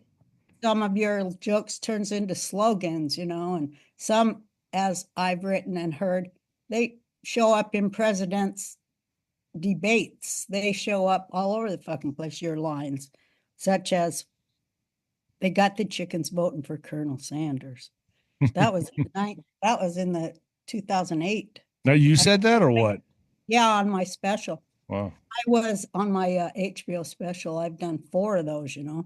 Yeah, you got a new series coming out or something. What is that, on Netflix or what is it? No, it ain't nowhere. It's, oh God, I love saying this, but can I tell you all that stuff later? Because that's God. Everything's God, you know. So I don't know where I'm at with this, but he makes me want to tell the truth so I can be funny. And then I'm like, hey, can I ask you a question? He's like, of course you can, Roseanne. What's the question? Because we sit and talk like this all day, basically. So I says to him, why do people hate hearing the truth, yet they always praise the truth teller? And God says to me, you got it backwards, Roseanne. They only praise the truth teller after they've been dead about 2,000 years, and only if they were killed or tortured and stripped of their skin and shot and hung and stabbed and chased down by a mob and set on fire. They don't like them when they're telling the truth. No, hold on. They like them after they're dead a real long time, and then they can idolize them. But if that same person showed up today, they'd surely do the same to her or him. Have you ever heard they only talk good about you? People only talk good about other people when they're at their funeral. You ever heard that? Yeah, that's true. That's why I said, and I put it in my will, if any of my children or family try to have any kind of fucking funeral service for me where people from Hollywood will come up and praise me, they will be cut out of the will. You're not going to give a shit. Yeah, I will. I'm that bitter. Promise you, you're not going to give a shit. No, I won't give a shit. So, but still, just for the record, because I really think, you know, the record, which we're all fighting about now up in DC. Do you get along with anybody in Hollywood? Are you have any friends in there that you talk to, or are you just kind of an outcast? Because I know Jim. I'm the queen of Hollywood now. You wouldn't friggin' believe it. Everybody they fired and did dirty to is working for me now, bitches. And I'm about to launch my own fucking network where I will be programming my network myself with people I think is good and good writers and good message and good family stuff. Even though I'm swearing a lot now, I will not be swearing on the network because I've signed. My lawyers have assured me that I won't be swearing on that network. But yeah, I'm building, and so are a lot of people down here in Texas and a lot of other places. Well, we're going to build another kind of Hollywood where good stuff is told to build people up, not tear them down, not divide them, but unite them, build up their heart and their soul, and return to their source who put them here. I told Jim that. Jim Caviezel, I talked to Jim a lot, and I was like, dude, you just wait. I was like, it's going to go the other direction. And he was kind of doubtful. I don't know, Nino. I don't know. And I was like, it's going to go the other direction. There's going to be a new Hollywood. The new Hollywood's coming. And that was 5 years ago. It's going to, pretty soon, everybody on their laptop's going to make. Yeah. And you can make a song now with AI, have zero musical talent. Yeah. And everything's done AI now. I mean, this is going to be the game changer. Everybody, look, there's no more legacy fame. There's no any more iconic fame. Everyone now is just about numbers, followers. Attention is the currency, and it's about social media. It's about AI. It's just a different game now. It's about influencers, podcasting. It's not. The fame has changed, right? You for one can speak on that. It's completely different now, correct? It's different. Everything's changed. It's not that old Hollywood fame anymore. It has not changed in the public's mind as much as it has indeed changed in the business world, worldwide. And that's fantastic. Wow, what a revolutionary thought that you would try to make content to please, the families that like to be entertained together in front of, the tube, not have to not watch, they can watch stuff together. You know what I mean? That's so important. It's really important. And sometimes people would have, I know on the Roseanne show, people would tell me, well, we have a neighborhood Roseanne night, all the neighbors comes over. And people still do that? I hope they do, because people have to really start talking to each other. I wave at my neighbors here and there, but I don't know who the fuck my neighbors are. Really, you should. I should, but I mean, I don't. I mean, you never was in the military, huh? What's that? You was never in the military. But I mean, you ought to try going in there to boot camp. I lived boot camp. But what do you think boxing was? Boxing was hell on earth. Really? Oh God, man. Did you have people like threaten to put you in the brig if you did it wrong? Dude, boxing is the most brutal, relentless sport there is. There's nothing tougher than that sport, man. It's the most brutal, hellacious, pimps and hoes. It's you train like a Spartan. There's no boot camp's easy compared to boxing. Getting ready for a championship fight, believe me. Are you kidding? Oh, not. I was just saying that you need to get. I think you need to get more structure in your being. No, I'm good. No, you ain't good. I'm good. Trust me. No. Yes, I'm here to straighten your ass out. You ain't good. I'm good. I'm telling you, I'm good. Hey, how many people can say they're 5 years sober? That's pretty good. Now, if I was still drinking, almost no one. That's called structure. That's called structure. That's called a belief in God. That is some inner. That isn't that's the strength. Inner ladder. Yep, you're climbing it. Yeah, I'm not done any drug. I'm completely sober for 5 years. Why would you fucking want to do that? Because I'm just better. I'm rewiring my system, man. I'm rewiring everything. This whole program here is getting rewired. I'm doing everything different now. Was your whole life about alcohol or something? Well, growing up in El Paso, a border town, yeah, man, it's crazy here. You start going to the bars when you're 14 years old. We had a third world country to our disposal. Like you just go. You're going to Didn't your parents have alcohol in their house? Oh yeah, I mean it's just culture here. There's culture here. I was go down to bars. Yeah, and you just grow up fighting, getting thrown in jail. It was insane. It was a different life. I mean, I knew everybody. That's why here on the border, I could tell you what's going on. Where were all your grandmas? They did the same thing. Everyone did it. I mean, it's like that's just life, man. Everyone went to Juarez and got fucking hammered. Okay. That was just the culture here. It's like, okay, I get it. I was stealing cars by the time I was 12 years old, taking them over there, getting stripped down, getting paid $2,500 a car. I was running drugs by the time I was 16, 17, making a lot of money. By a junior year, I made $150,000 just by. No, you didn't. Yes, I did. And so I'm trying to get my grandsons to work at fucking McDonald's. But I mean, look, that was back in the day when I was a young kid. But no, I was doing it illegally. Everyone was. But I mean, that's just what you did here, and that's why I understand the culture here. So I mean, I lived it, and I understand what's going on the both sides of the border. And what do you think's going on down in at the border and that whole thing? What's going on with it? They're organizing. They're organizing for war. They're getting ready. Yeah, the cartels are uniting. That's what I think too. Yeah, they're organizing. So I think first the disruption will happen in Not just Mexico. the cartels either. That's the funny No, part. Claudia Sheinbaum Claudia Sheinbaum works for them. She's cooperating with Trump, but she works for them. So how this plays I out, don't know who that is. I don't Claudia know who that. Sheinbaum's the president of Mexico. Oh, that's the one that's a commie. Yeah, she was installed. Correct. Yeah. So it's going to be real interesting. Like the military's here. I go down to the border. I put it up on my Instagram. The military's here. It's crazy. I went down there and they stopped me immediately with machine guns. I was like, whoa. I was like, all right, y'all are doing your job. I just came here to check and make sure. I'm out. See you later. And then there's I've heard they've intercepted. That's why, because they finally woke up to the fact that they allowed an invaded army into our country. Yes. Did they finally wake up to that Well, fact? no. They're. Are you talking about our army? Our army's here, but their army's at the border too. So it's kind of strange. They're just paired off to each other.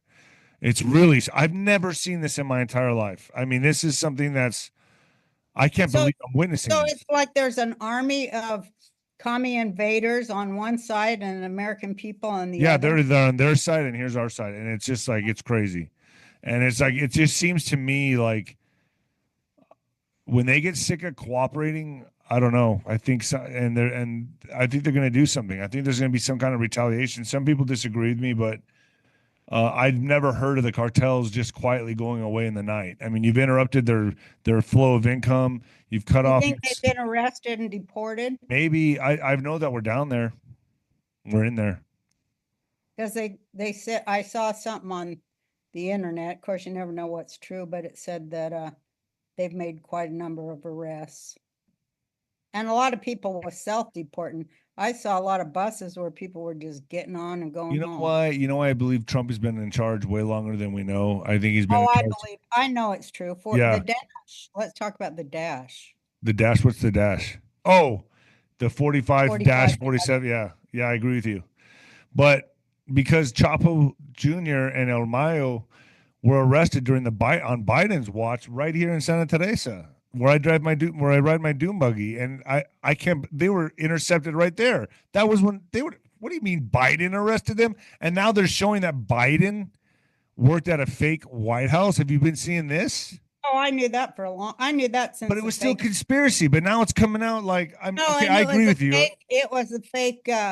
The January 6th, whatever they call that, overthrow of the government. What do they call that? Federation. The Federation. The insurrection, but it was a Federation. Oh, the Pelosi of Fedsurrection. It was the Hollywood production of Pelosi's reality show. Right, her documentary. She was going to sell to Hulu or some shit. Yeah. So that it was all a setup, and it was all like, hey, we are such good Hollywood writers that now we're going right into mind control. So let me ask you this, because I talked to Jim about this a lot, and he believes in clones and all that shit, and he believes that people have gone disappeared. When I say Jim Caviezel is the only human I've ever talked to that's more far out than me. It's true. Yeah. But he's such a good guy. I don't know, Jim. I mean, the clones, okay. And he believes it. He believes it. He believes it. He said, I have a picture to prove it. I said, text me that picture right now. And it's all blurry and I couldn't see shit. I go, I can't see shit of what you're saying in this picture. And he didn't talk to me anymore. I think. A lot of do you think there's? Let me ask you then. Let me ask you. Really, really religious people have been programmed too, and that's what terrifies me about our country, and why I was so thrilled because I thought the election of Trump, the win, because I knew how they were playing us, and I saw it firsthand. I believe that what happened was that America said no to anti-Semitism. That's what I believe the vote was about for me as a Jew. And can you explain to me what a Judeo-Christian is? Because isn't that like can you explain to me what a Judeo-Christian is? Because that seems like an oxymoron to me. No, it is not an oxymoron at all. No, it is not. What it means, actually is anyone who is connected to the Torah. That's what it means. So that's a lot of people, you know, that's a lot of Muslims, Christians, Jews, and even.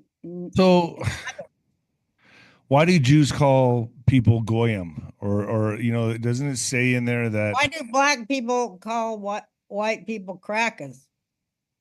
Well, I mean, yeah, but isn't it in the Torah or in the what is it in the Torah, right? That's what they say that we are, the Gentiles are goyim. Am I right in saying that? Correct me. No, you're incorrect. Okay, well, thank you. I like to be incorrect. Goyim means nation.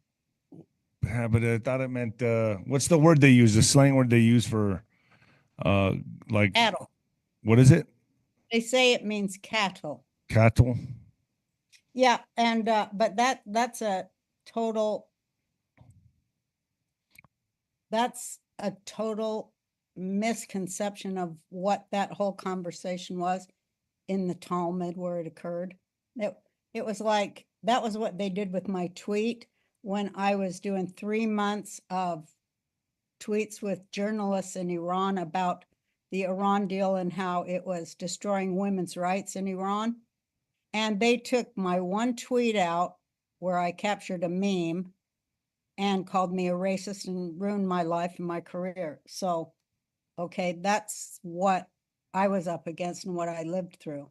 Because the censorship industrial complex and their NGOs, you know, are getting exposed and they're totally panicking over it. You know, they're totally. How did George Soros make his money during the Holocaust? Didn't he like sell? What was he selling? Jews.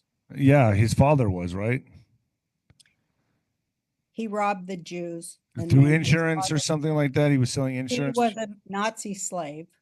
He didn't choose to do that when he was 14. And that's how he saved his life, by going in and robbing the Jews before they were sent to be gassed. And that's how he saved his life. And that is why he hates every single government on earth, because, you know, he doesn't say it, but I always watch him. Yeah, but the guy's I mean, he's a threat to humanity at this point. He is a middleman, and he's the face they put in the window. But they are. Is he even still alive? How old is he? 95? 90? I think he's 500 years old. That's what I'm saying. Like, how's that guy even alive? I mean, can he even like?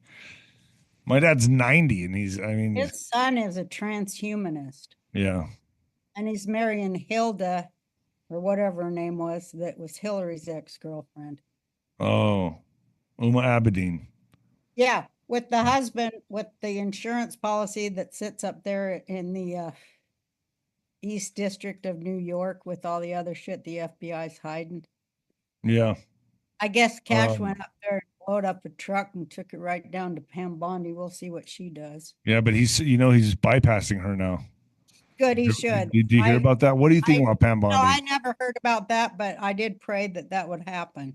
Yeah, he has a direct line to the White House now. I just saw this. Good. And what's your thoughts on Pam Bondi? I mean, she promised the list. She promised a few things she hasn't delivered yet. Do you think it's strategy, or do you think she's compromised? I think they're going to take her down. I think she's their number one target. Like, I can't remember. Who's going to take her down? The left. She's the easiest one for them to take down of the Trump administration. You think she's going to bend? I think that they have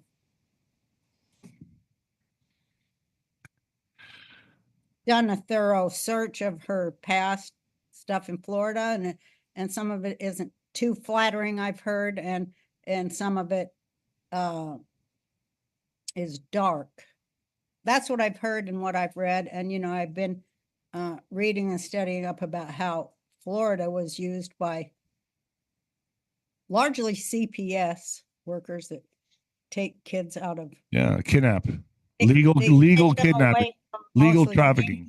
Single black mothers. And then they've been sent from Florida to the Ukraine. Wow. And, you know, all of that is about to come out. Yeah. And that's why they're freaking out, and they're trying to do a bread and circus show to divert the masses' attention from the fact that we could have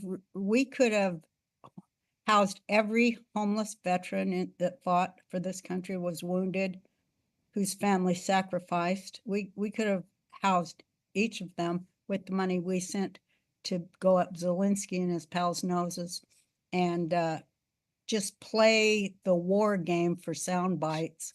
The thing is, our country was captured by people who just, the export is war.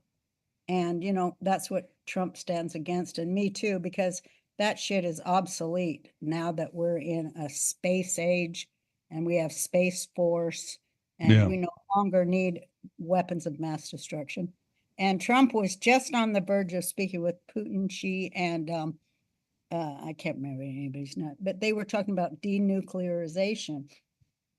And then the stolen election and the whole January 6th, whatever it was called, was when they covered up the fact that they stole the election.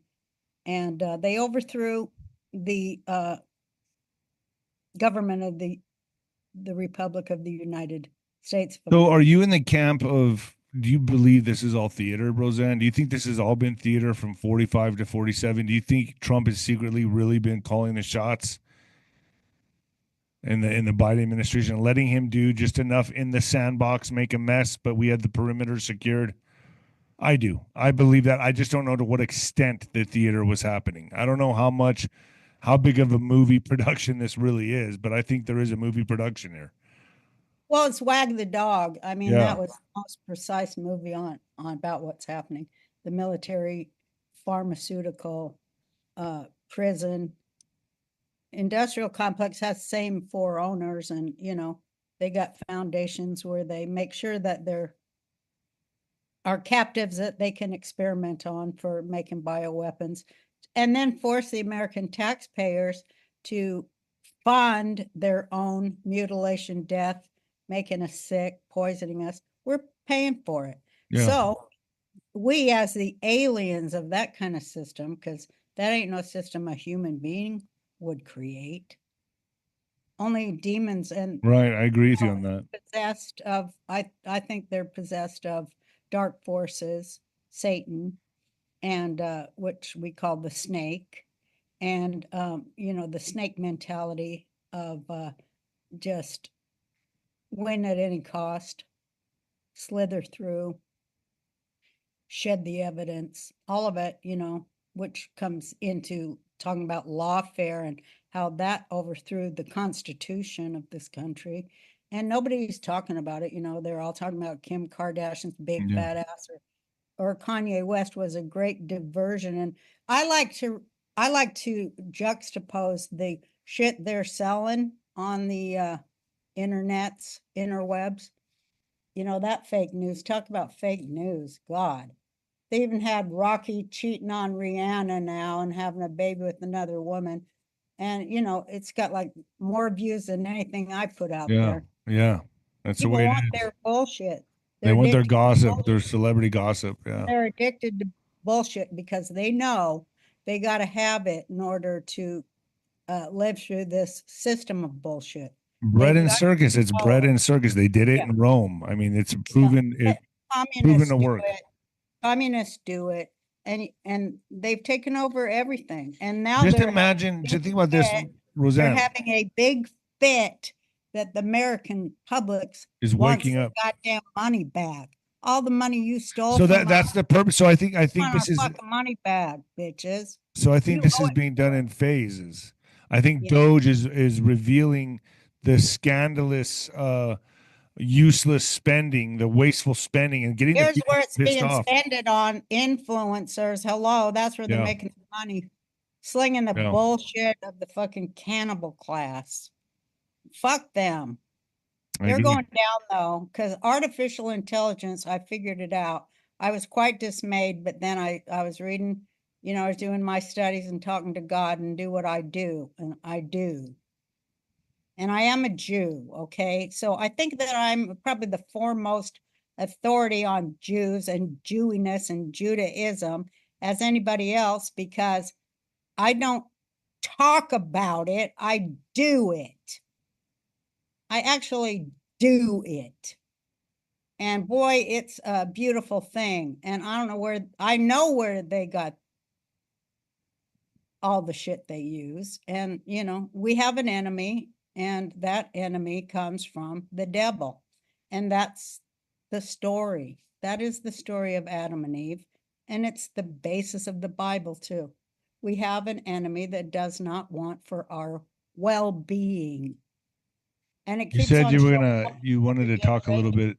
You wanted to talk, but so I'm wrong in saying that it's a certain, what is it? The Zionist? What is a Zionist, Roseanne? That's what is the A definition? Zionist is God Almighty, Hashem, who says in the Torah, I will lead you to Zion, Jerusalem, which he said over 6,000 years ago, and it's all over the Bible. So when they're saying the horrible Zionists, it boils my damn blood, because that is what my God said. That is what my God named it. And that is why I call myself a Zionist, because Zionism is the will of the Jewish people to have self-determination in their native tribal lands. And they keep trying to deny that because they want to destroy every fucking tribe on earth and the holy places that the tribal people walk upon, pray on, and consider their sacred masters. They want that gone from their one world Nazi New World Order bullshit. They hate that we believe in God, not just the Jews. They hate that the Christians, quote Torah every Sunday or whenever they go to their meetings, some Saturday. They hate that Muslims quote Torah and love Torah. And in fact, the Quran says that the land of Israel belongs to the children of Israel. The Quran is also Zionist. So I am sick of imperialist British agents who started this whole fucking mess in the first place, and their goddamned Vatican banks, their City of London, and their big central bank of banks, the Bank of International Settlements in Switzerland, which is about 3 inches away from CERN. Yeah. And they're trying to destroy Judaism, and I am not going to let them do it. And how I am going to prevent that is I am going to, not only do it and practice it and pray for it, but I'm going to share it with people in the world, because they need to know. They need to know that these demonic people are mirroring Judaism. And I'm going to take them down on that, because I know what they do. They mirrored it. They reversed it. And I call it the perverse reversal. They turned everything holy into a magic trick, into a black magic trick that, like where they come from, Babylon, requires child sacrifice. And they've been doing it long enough, and it's going to end.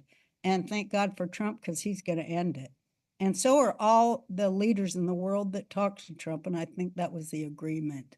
And so anybody who's on the bad side, you don't see a lot of them anymore.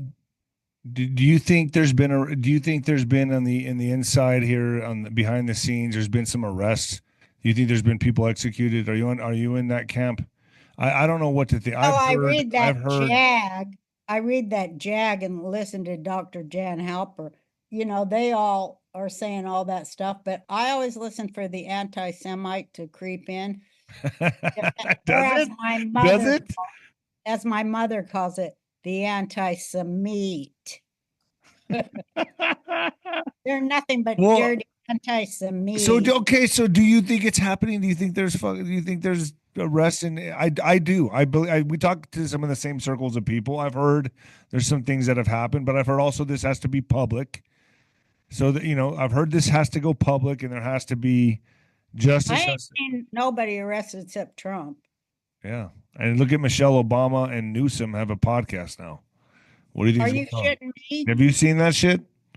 No, but I love watching Newsom trying to clone himself into Trump. Yeah, it's weird. Be on the lookout for that. Yeah, he's Pretty soon he's gonna come weaseling out his with a- way into the conservative. Yeah, he's weaseling it, trying to get to the middle, which Yeah, the he Democrats is. have to do because they went so far left. And I knew that was going to happen when I ran for the Green Party in 2012. And I seen that those bastards, all they were doing in the Green Party was trying to infiltrate the Democrat Party. And I knew that's what they was doing. Here's what I think's happening. I think Michelle is separating herself from Obama, Barack, Yeah, 'cause and I he's think gonna her. I think her and Newsom are going to try to make a run for it in 2028. Get everyone to like them. They both have a podcast now.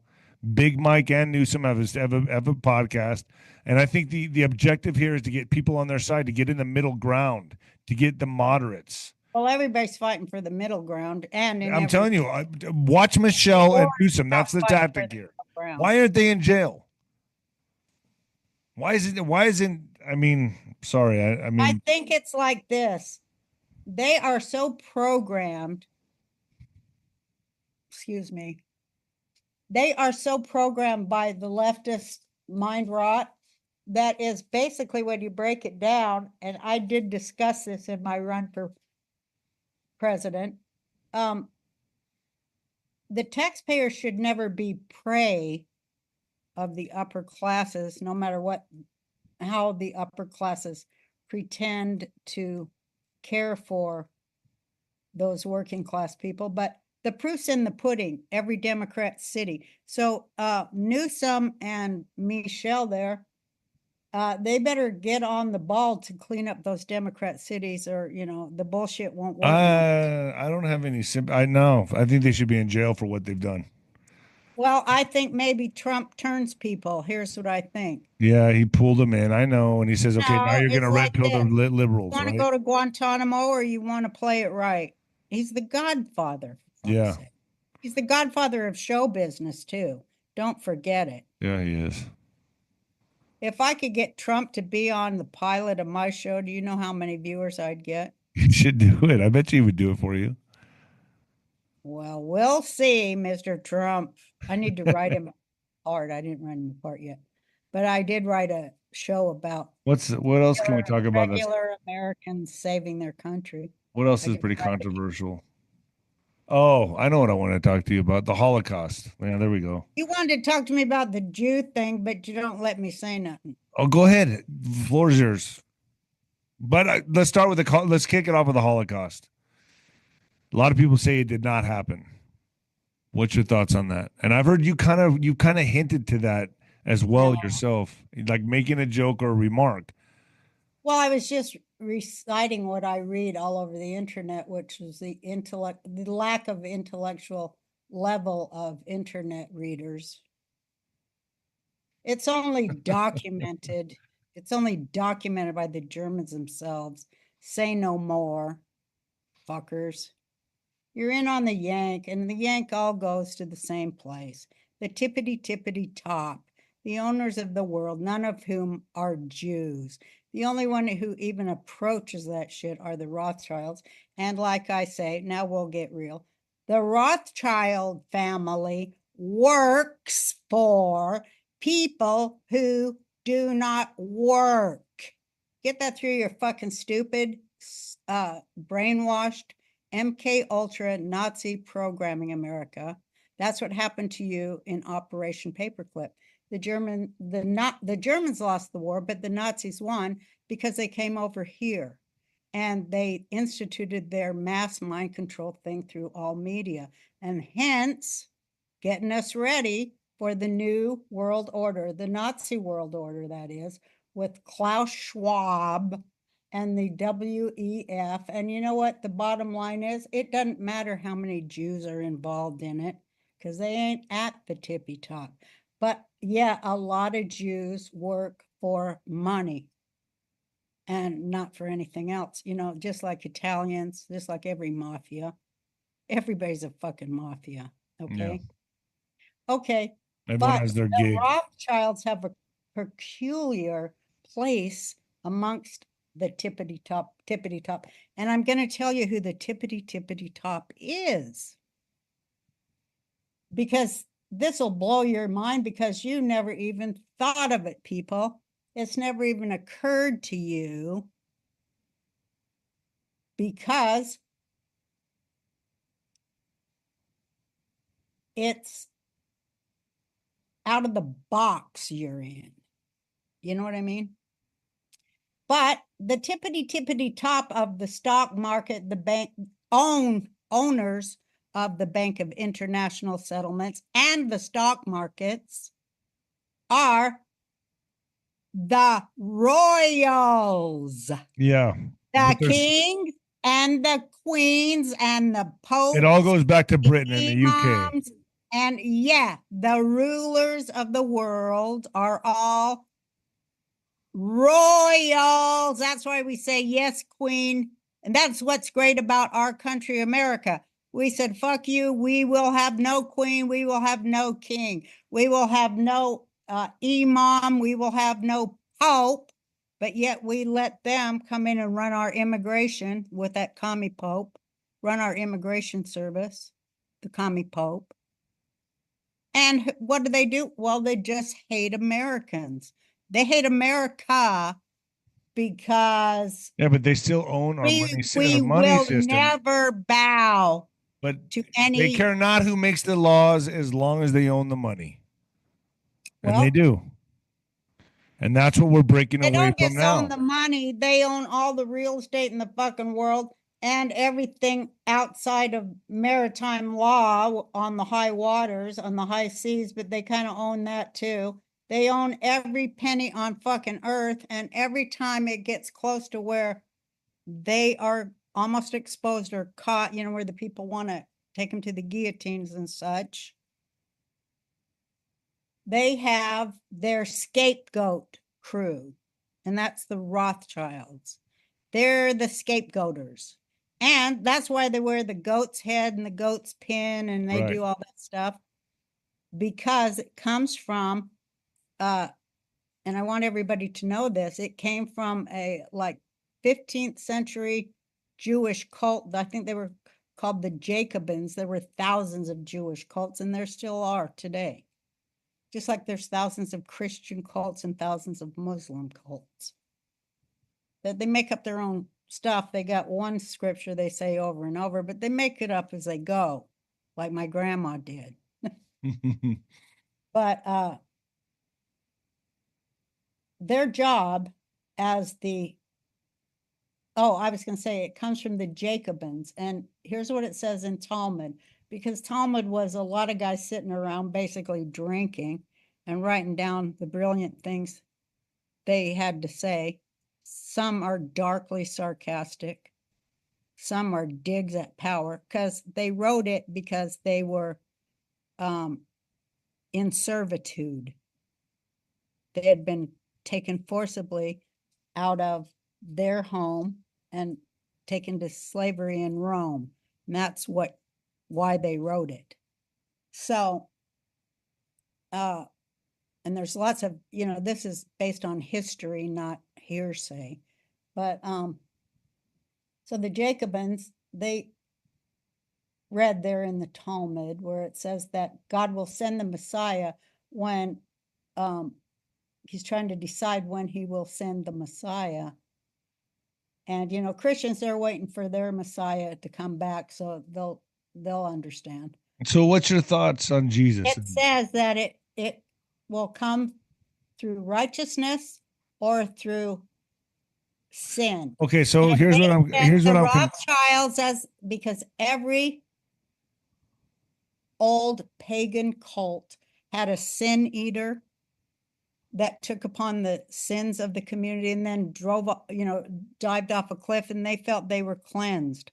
So it is so old and Babylonian and pagan and Egyptian, where the Jews came from Egypt, So it goes back to the Bible, and the Bible says this. When they was leaving Egypt, God told Moses, don't take out the heir of Rav. They were Jews, but they worked in the Pharaoh's court, and they intermarried with Pharaoh. And God told Moses, don't take them out because they can never change. And Moses said, hey, wait a minute. He's like me, you know, he's like, wait a minute now. You said anyone can change. So now you're saying you're contradicting yourself. So God said, well, have it your way and see what, you know, FAO. So the first thing they did, I mean, they did so many things, and Torah says that they are the real enemies of the Jewish people. Above all Gentile nations and haters, they are the cause of all the destruction of the Jewish nation because they always serve the power of Pharaoh, not the people. In other words, they are those who want vertical rule. And Jews who do Judaism, we want horizontal rule. So Israel is a place of horizontal rule of the people, but they're going through a civil war over it like we are here. Yeah. Against vertical rule with royals on top On of the it. very top, right. And a feudal system of Pharaoh. And so these people, they have been hoodwinked and bamboozled into serving their own demise, and we're paying for it on top of all of that. And then to be called idiots by all the TV shows, it's just the complete perfect storm for people to wake up. And I welcome it because they should see what's happening to children in this country above almost any other country on earth. So right under your nose. you've said many times you're a Jew, but you believe in Jesus Christ, correct? It can help me. I'm confused. I believe that Jesus was and is a Jew like me. Right, and So- I'm not debating that, but do you That's believe? fine. But what do you believe that he is a prophet, or was he a Messiah to you? I believe he is something other than what most people think he is. And I wish they would learn a little bit more about him and what he's actually said and actually did that wasn't recorded 200 years later by Rome. I wish they would really learn about him. And, you know, I'm always going to say, I'm going to teach it, but boy, when you are saying anything different about what the programming is, you will just be scared. You know, you'll They be come and scared. lynch you. But, you know, like, so that's like, okay, well, you'll do it to Jesus again. Okay, I get that. But, you know, that's so telling because what he said and what he actually did is far bigger and greater than anything they're telling people. Anything. And requires no believing because it's actual historic fact. And so I think, you know, that's going to be a mind blower for people, but it's on the way too. So the Jews have a belief that their Messiah is coming, right? I know that they're going to get ready to sacrifice. Not our Messiah, it's the Messiah. Okay, but would it be? Hold on. This is important because I'm confused. I know they're getting ready to sacrifice a red heifer. I think in the middle of this. That's something I know nothing about. That's a certain cult that I myself and most Jews know nothing about. I've heard about it and read about it. Yeah, I mean they had a rancher from Texas send them 3 or 4 red heifer cows that are up in Israel. They're Here's getting what I ready to. think about it. Because I always think about why would God do that? Because see, I don't think people have anything to do with what's going on down here. I agree I with think that. God is in a war with Satan because it says that in Torah. God is in a war with Satan. Okay, so you don't agree. You that's don't what agree with this the red planet heifer is. sacrificing. No, I think it's like this. I always think it's I always think that everything about Judaism is timeless. It's a time machine, and it was written for today because we can only understand it now because we have the internet. I think what it suggests to me, if I was to do, I do the numbers, I go deep, do deep Torah with numbers. But what it suggests to me is written way back in the day when they didn't have telephones or nothing. But perhaps it could be that the science experiment that the whoever they are, the royals and the eugenicists that the royals pay to keep their bloodlines going at the expense of the rest of the world. I think that it might be about the time when science had progressed and eugenics had progressed to such the point that you could actually clone or create a purely red-haired cow. I think it's It feels to me like they're following the manual, like scripture to a T, and it's not organic. It's like they're following it to make it happen, so they can bring in, they can rush in the Messiah. You know, it seems like they're following this like a script. Well, because that's the Jacobin thing. That's a form of mind control that, you know, cults are mind control. Right. But the royals like it when we get in religious cults because then they study us. They see what the effects of the torture. So if they're trying to usher in the Messiah, do you think it's the Messiah that's coming, or is it the second coming of Jesus? What? How did you how do you see it? So if it's the second coming of Jesus, then it's Jesus. I'm not even going down that. That's tired shit to me. Listen, here's what it really is. King Charles converted to Islam. Did he? I didn't even know. Yeah, he did. And you know why? Wow. I didn't even know that. Yeah, because he, although he's head of the Church of England, so that sort of takes away his credentials, and I think he's trying to hide that because that would make English Parliament collapse, which would be a good thing. Because every war that started on this earth is started by the United Kingdom, the British royals, and every penny stolen from everyone on earth goes to them, and it's like another word for Standard Oil. Okay, that's what it's all about. Okay, so the Nazi world order, you know, they just basically, they say that a person from the crown will sit upon the temple, the throne in the temple. Right. You know all that. Yeah, yeah. The third temple, is that what you're talking about? The third temple? Maragavonian tribe, the one they wiped out. The 13th. Right. I'm not like versed on it, but I'm familiar with it. Yeah, because they didn't want a Sephardic Jew.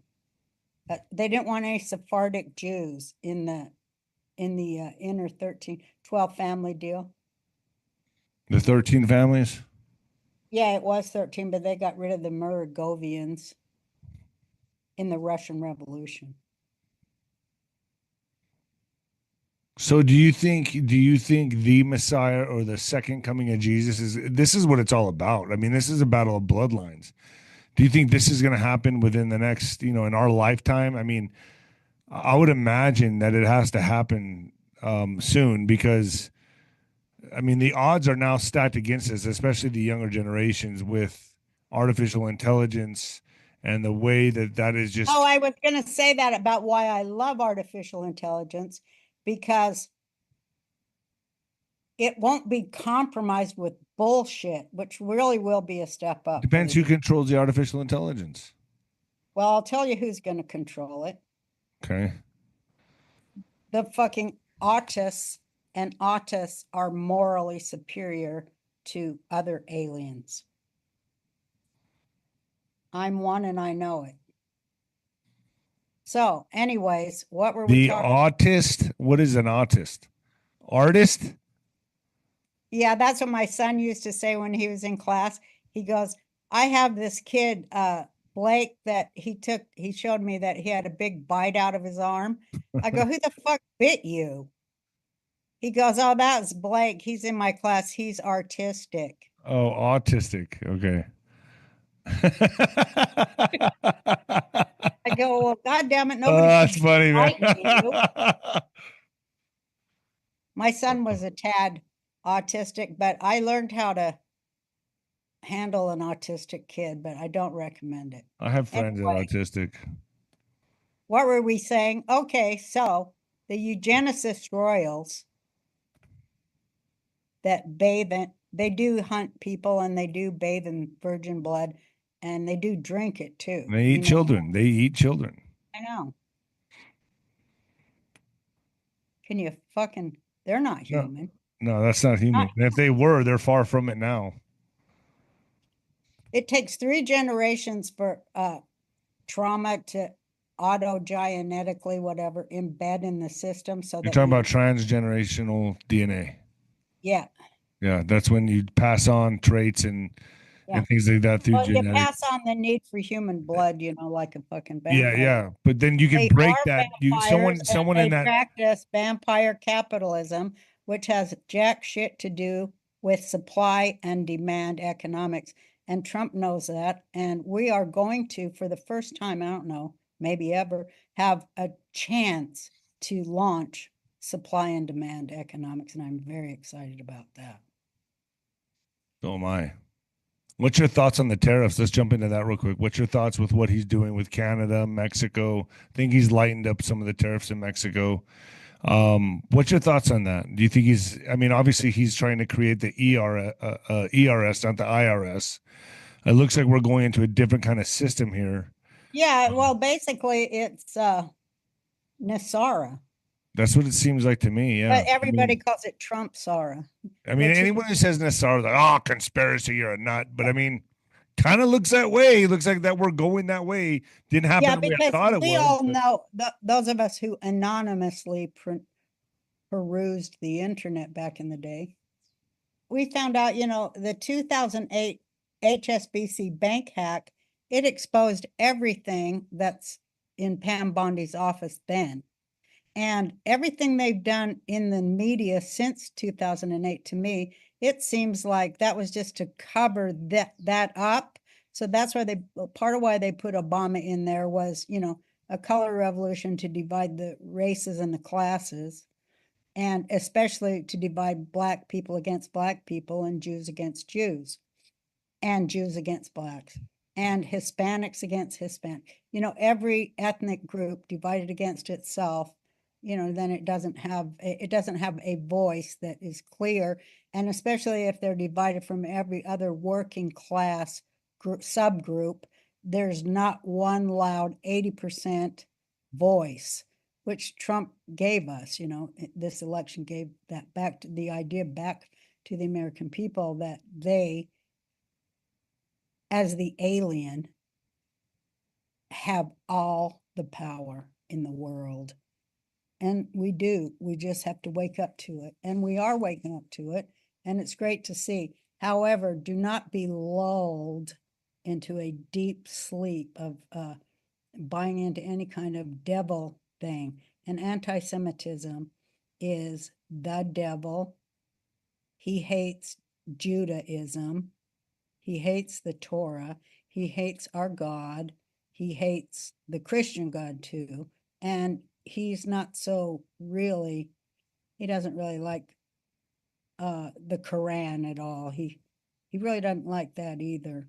He doesn't Well, as like long as we're fighting anything amongst each good. other. He doesn't like anything good except sacrificing kids and getting blood and tissue for his seed banks up there in Antarctica, where the royals are putting all that.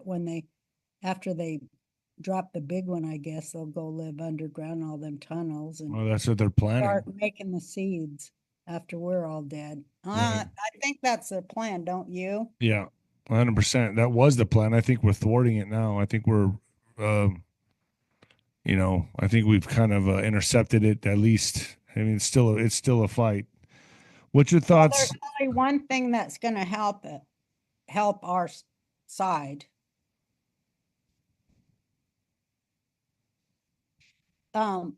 how these black magicians and such have done of Egypt, the evil people of all races, kinds, including Jews, Italians, Serbians, French. The evil people are all the same, no matter their definition or religion. They're all the same. They're in a cult that requires them to traumatize and torture children to get them to be bots to go out and bullshit people into saying this is reality. And it's not. And they're demonic, backward, hateful, separatist, elitist, eugenicist, evil shit. It just isn't going to work on people anymore because they're too smart. And stuff is going to come out that a lot of people are going to be shocked at. So I felt like, well, I need to tell them. Stuff is coming out that's going to be very shocking. And it will be maybe at that point too late to pick your side. Yeah. So you should pick it right now. You got to be on the side of no war, no slavery, no debt slavery, a whole new world that works for. But the old world has to come down. And that's Well, what it already did. we're witnessing it now. Yeah. Well, I said that it fell down in 2008 with the bank hack, and I read those pages. I read those accounts, and they all pointed to Epstein. Yeah. Because the Epstein yank, this is also what makes me mad when they say about Mossad, because like these people, all the intelligence agencies on earth, Mossad, whatever, maybe not KGB or whatever it's called now, although that's They all work for each other and against each other. Yeah, they're in a little hissy fit, Right. but they all work for MI6, the British, The they UK, right. control CIA, Mossad. That's where they get their marching orders, because the British Empire, although the British Empire owns everything, and it is the imperialist power that created every drop of bloodletting in the Middle East, because it's just a corrupt power that wants oil and nothing else. Oil and money, don't care how many people have to die. And if you can use people, UN, you can use people to as human bait, where they get paid by the UN, which actually comes from United States taxpayers' dollars that's filtered through these various NGOs, all kind of various Soros or Clinton Foundation places. And through those NGOs, your tax dollar, me as a Jewish American taxpayer, my tax dollars filtrated to pay the teenagers of Hamas a lifetime salary, because there's no jobs, but the one job they offer is you kill a Jew and you get, it's called pay for slay, and you'll get paid you'll have a salary for a lifetime. That is what the UN is about. What's your view on Gaza? Like everything that's happening there. Do you look at it as a genocide, or are you in the camp of let's get rid of these people? Or would you be okay with like if they just moved out of Gaza and relocated? Like refugees. Like I think that's what Trump wants to do, right? I think they have been under intense Nazi mind control programming through the UN for, what is it, 60 years now? Right, but I mean, everything that Hitler taught with the Grand Mufti of Jerusalem, who invited Arabs to fight in the Nazi army, and Glenn Beck has that uniform in his museum. The Nazis joined with the Germans to cleanse Germany of all Jews, and the second part of their plan was to cleanse the Middle East of all Jews, and Iran actually means Aryan in Farsi. Okay, so anyway, they have right now, while we were talking about all this Gaza stuff, which I'm going to go back to in a minute, but while we were all focused on the bread and circus show of Gaza and the dead children, which, you know, they took pictures of them everywhere and said they were Palestinian because they like to kill children. But That's I why mean, but it's, that's why they don't put them in them fucking tunnels to protect them. but I mean, anyway, isn't it? I mean, that's what they're doing though. They're killing a lot of women and children, bombing Gaza, right? I'm talking my narrative. I'm not talking Muslim Brotherhood narrative. Okay. And you are. I just know what I'm seeing. I don't know. I'm telling you that in our country, the Muslim Brotherhood, Valerie Jarrett and Huma Abedin and, you know, the Obamas and, you know, several other of the left, is an anti-Semitic organization that believes Israel should not exist and that there should be no Jews in the entire Middle East. Right now, every single Arab state, while we were focusing on Gaza, and I'll get back to Gaza, while we were focusing on that whole show, every Arab state since 1967 has been ethnically cleansed of its Jewish population who lived there for thousands of fucking years, particularly in Yemen, in Lebanon, in Syria. Those were the oldest synagogue in the world is in Syria. These Nazi motherfuckers are trying to rewrite Jewish history. And, you know, they pay a lot. They got all the money in the world. My God, the royals, particularly the Saudi Arabian family created by the British royals. I mean, this is Wahhabism, and nobody even talks about the cults of Muslims, although they do talk about the cults of Jews all the time.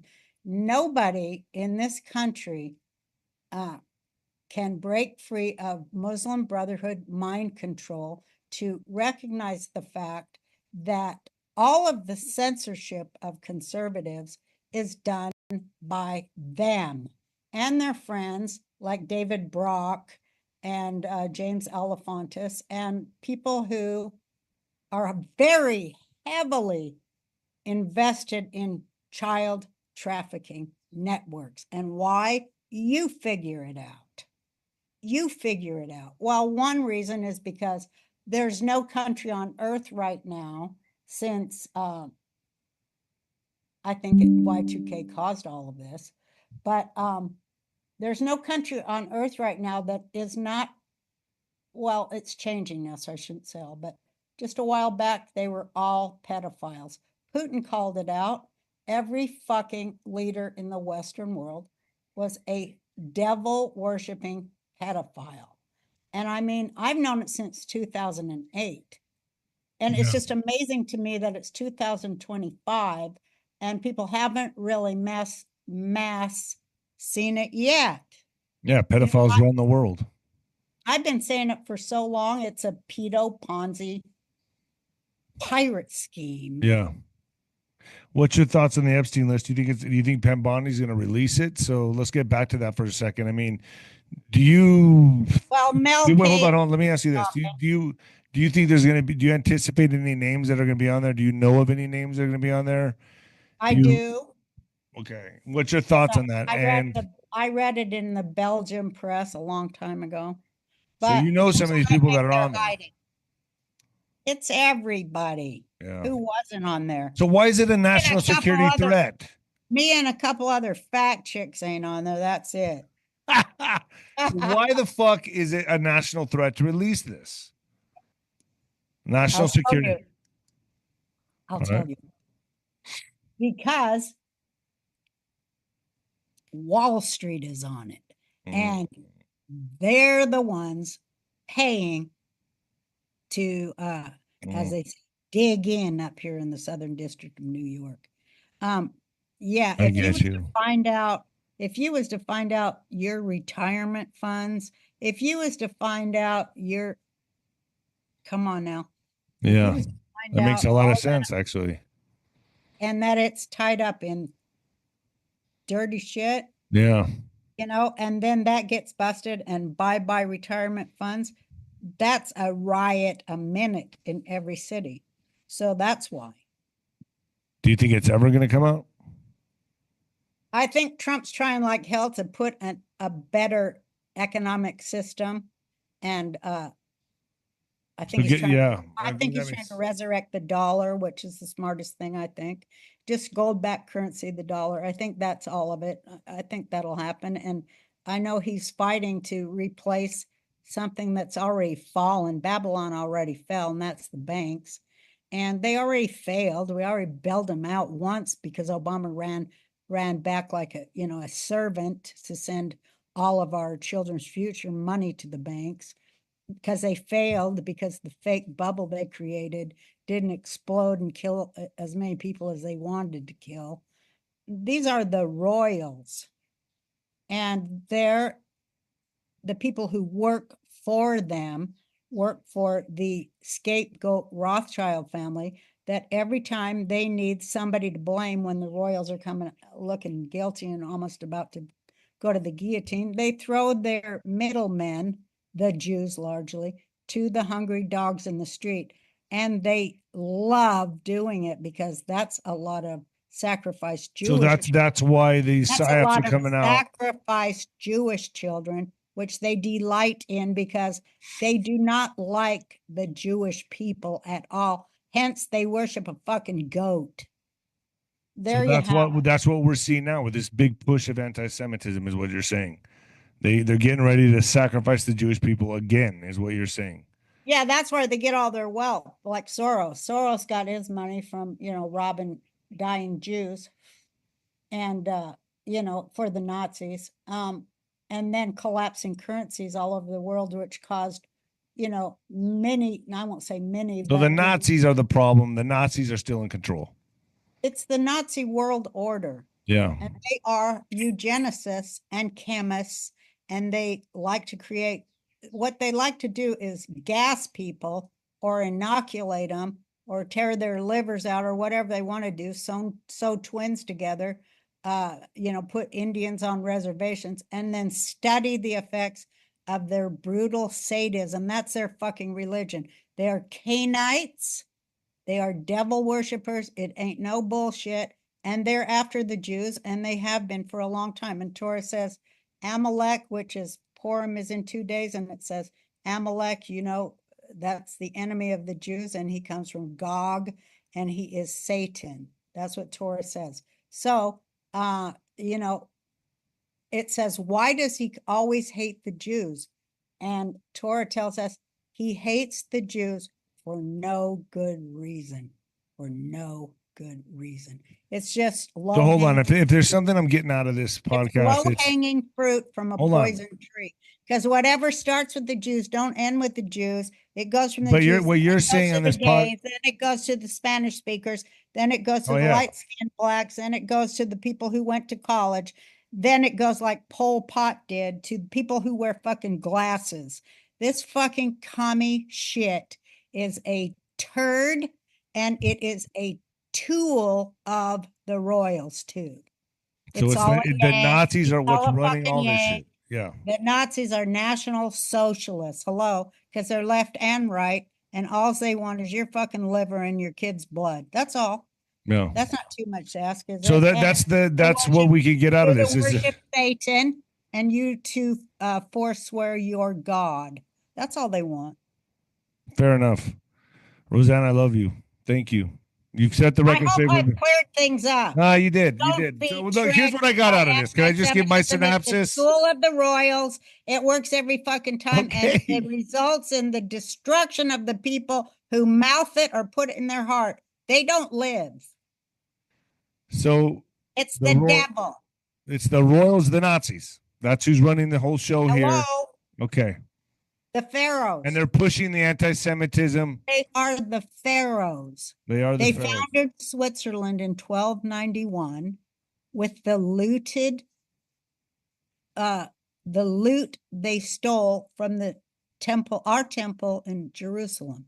They laundered their money, 1291, the Templars in Switzerland. And that's where it all starts. It is a war on the Jews and the Christians and the Muslims, or anyone who likes or is connected to the Torah, which many of us think is a book unlike many books. So it's the Nazi world order. Yeah.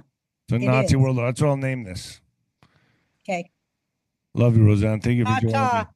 Happy Passover. I mean, happy Purim, because what That's happens? the 15th, right?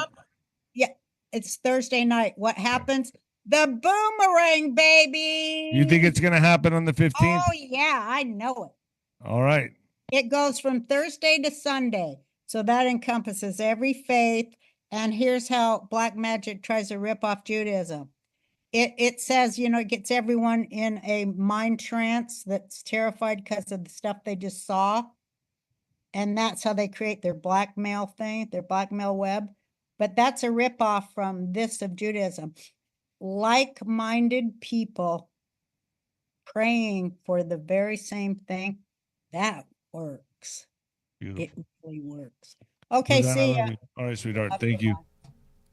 That's incredibly deep, actually. The war on Jews is so deep. I mean, so what does that mean then? Like the memes we see and stuff, it's all a lot of propaganda. What about when they say like everybody working at a certain television station? Is that more propaganda? Is that what they're saying? That's what I was trying to understand there at the end. I get what she was saying about the Epstein list, and I thought they would talk a little more about that. And maybe these JFK files will be something to keep us busy while we're waiting type thing. I don't know, you know. I don't think they have bad intentions. I think there's just so many misunderstandings as to what's really happening that there's some serious frustration building up, but you can't let it get to that point. Basically, it's got to keep riding along. I think they're moving it forward actually a lot quicker. I think they're moving as quickly as possible. I don't know. It's been a long day. But nonetheless, some news I was looking at. I did see while we were on here about 30 minutes ago, it said Israel started bombing Gaza Strip again, attacking Hamas. So it's interesting. There's more things moving forward there, basically. For better or worse, I don't know exactly. And then let me see if I can find, there's one more story I wanted to show you about Elon Musk's Doge team. They work 120 hours a week. I'm pretty sure that's like 17-hour days, pretty close. With only 168 hours in a week, that means workers would have no more than 6.8 hours of sleep each night, even in the most ideal conditions. Research warns against working more than 55 hours per week and sleeping for at least sleeping for less than 7 hours of sleep each night. Back in February, Elon Musk said he and his team at the Department of Government Efficiency are working 120 hours a week. Our bureaucratic opponents optimistically work 40 hours a week, he added. That is why they are losing so fast. So I guess it's the goal is to work like 3 times as fast as they're working to get ahead. That's pretty interesting.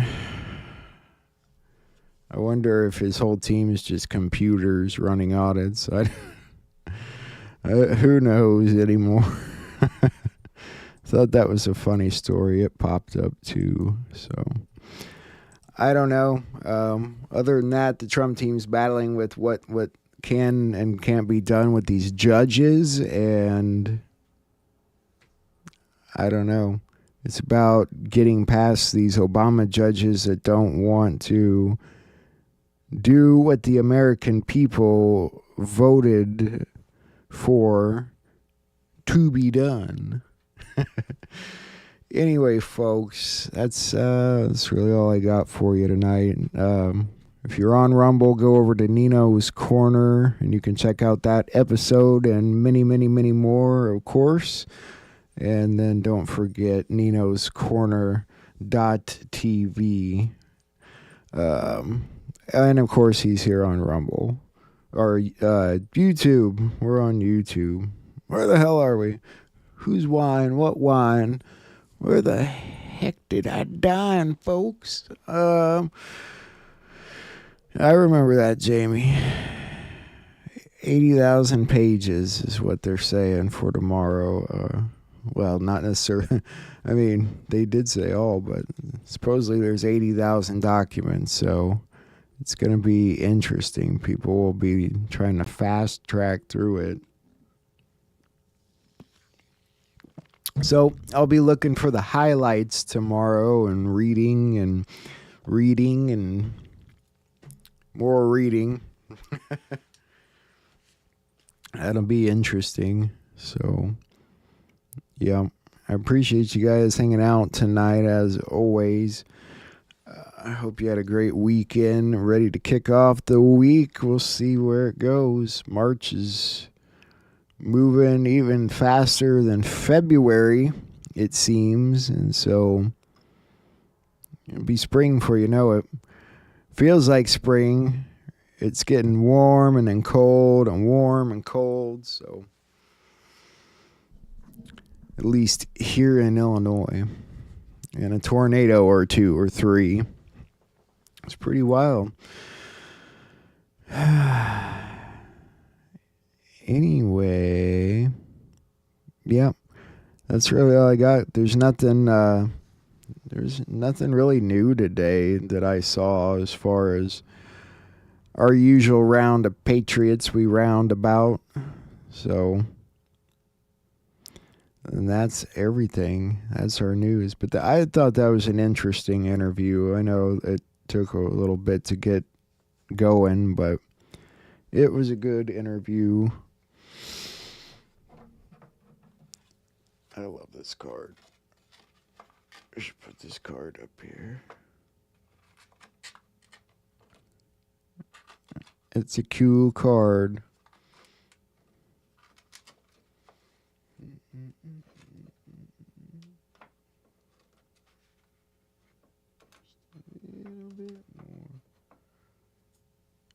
Did I get it? There we go.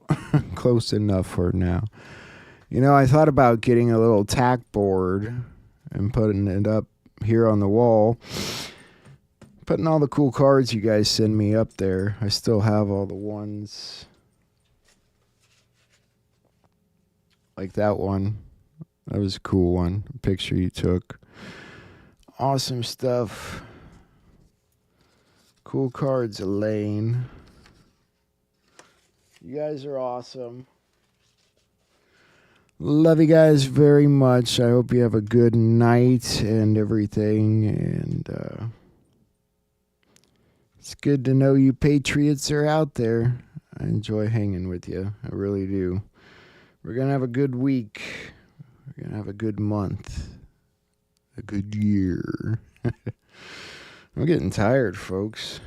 It's been a long day. Oh, my dog's joining. Are you getting tired, my friend? Would you like to do an interview? You seem kind of nervous.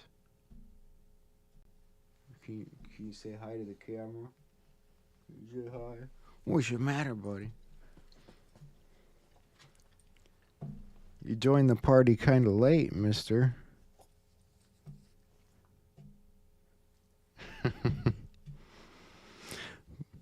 You gotta love it when the dogs join in. What you doing, pal? Are you gonna say hi to everybody? Come on, sit in the chair. Come sit in the chair.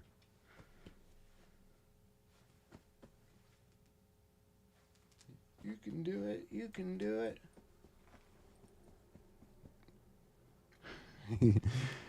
I think he's tired too. He doesn't want to jump up here. Climb, man, climb. Come on, you can do it. Yay! He made it. Whoa. Doggy butt on TV. Don't embarrass me. Don't embarrass me, man.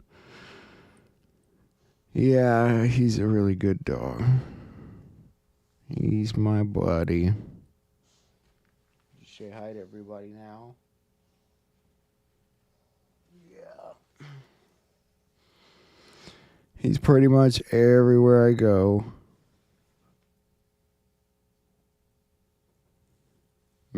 It's Nibbles. Nibbles. Say hi, Nibbles. Mr. Squishy. Say hi, Squishy. Say hi to everybody.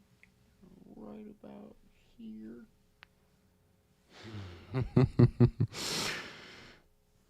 He's a good boy. He really is. He's a good dog.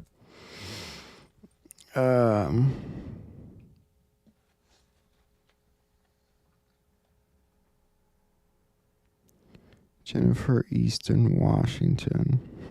Never heard of it. Yeah, right, Linda? That's probably about right.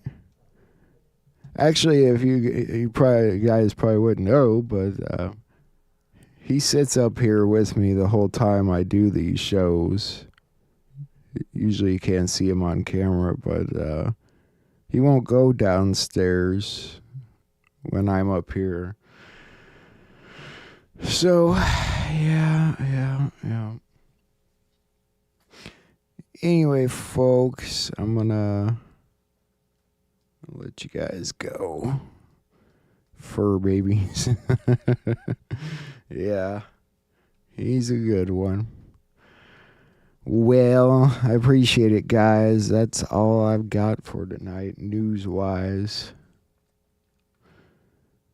If you haven't already, subscribe. Give it a chance. You might like it.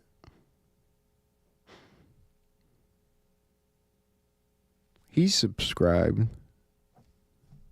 And if he's subscribed, you can do it. Love you guys. I'm out of here.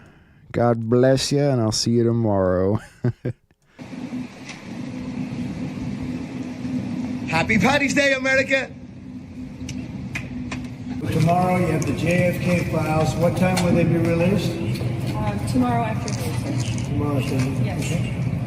Have you seen what's in the files? Have you read them? I've heard about it. Anything interesting? It's going to be very interesting. Was there an executive summary supplied to you, Mr. President, No, regarding this? I'm not doing summaries. You'll write your own summaries. Oh, I've been waiting for this. I've been waiting for this. What's up?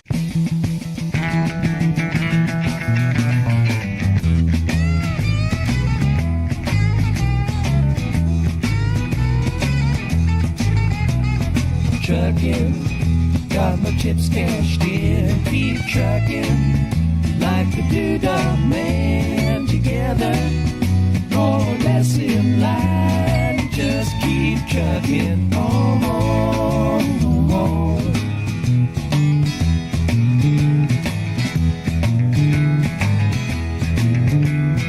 Arrows of neon and flashing marquees out on Main Street.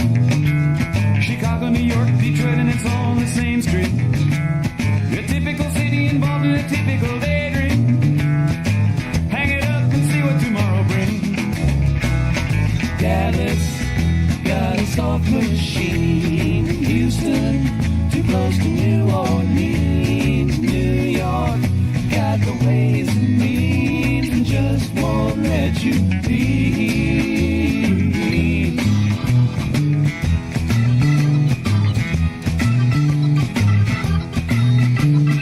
Most of the cats that you meet on the street speak of true love. Most of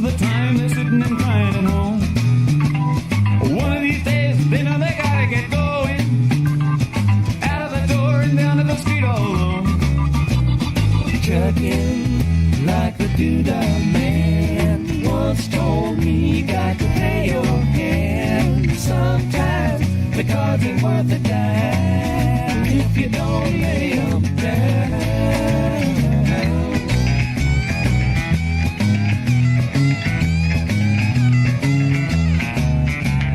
Sometimes the light's all shining on me.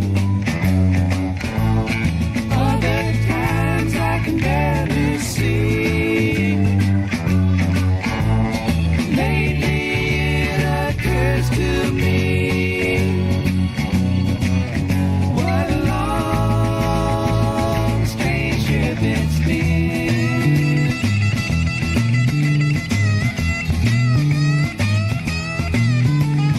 What in the world ever became of Sweet Jane? She lost her sparkle, you know she isn't the same. Living on Reds, vitamin C and cocaine. All a friend can say is ain't it a shame? Trucking up the Buffalo, been thinking you got to mellow slow. It takes time to pick a place to go and just keep trucking on.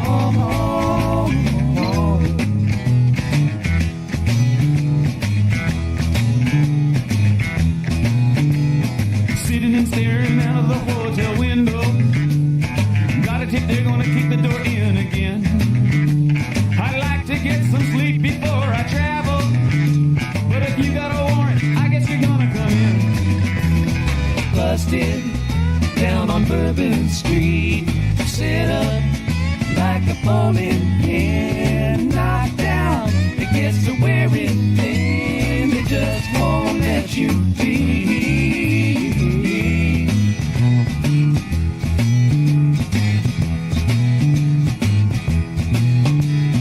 You're sick of hanging around and you like to travel.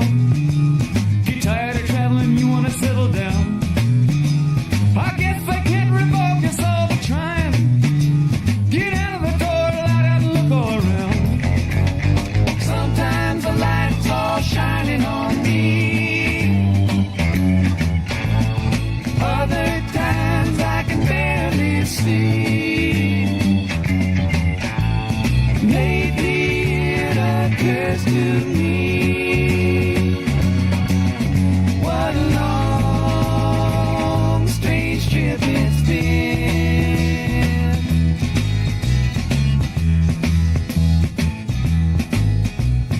Trucking, I'm going home. Whoa, whoa, baby, that's where I belong. Back home, sit down and patch my bones and get back trucking.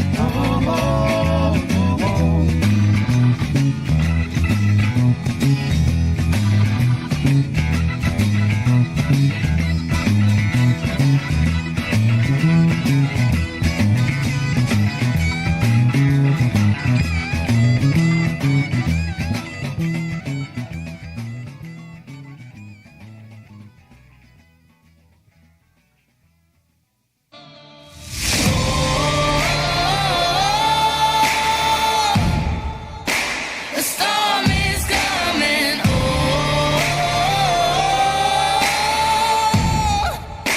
a storm is coming. Oh. Ground control to Major Tom.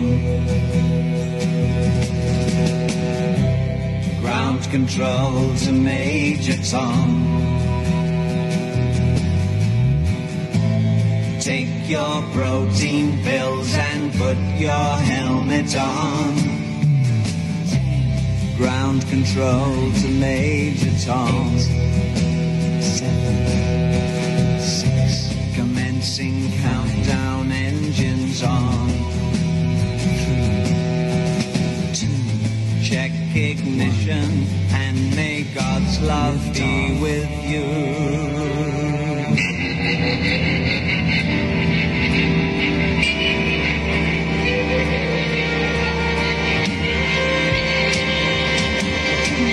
This is ground control to Major Tom. Conspiracy theories have turned out to be true. Which ones? The Trump-Russia witch hunt, Jeffrey Epstein, JFK assassination, the misuse of the Patriot Act, the Iraq War, the weapons of mass destruction, the war in Ukraine, the bombing of the Nord Stream pipeline, the open border migration caravans, the climate change scam, chemtrails, and HARP, and 9/11 being an inside job, and the Internet of Things surveillance grid, and PFAs, and chemicals in the water turning everyone gay, and the 2020 election being stolen, and January 6th being filled with undercover feds, and Bilderberg and Bohemian Grove, and global government, not to mention gain-of-function research and the threat of China, and collapsing birth rates, and defund the police, and George Soros, and mail-in ballots, and big tech censorship, and disinformation agencies, and Obama's birth certificate, and probably some others I can't think of. I mean, so a few of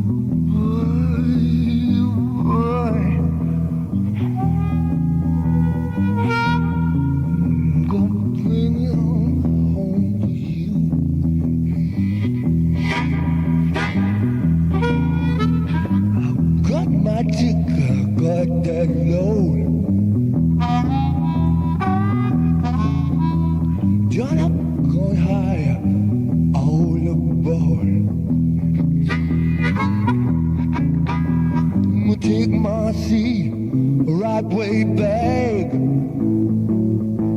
Oh, yeah, I watch this train roll down the track. I'm gonna bring it on home, bring it on home to you. Watch out, that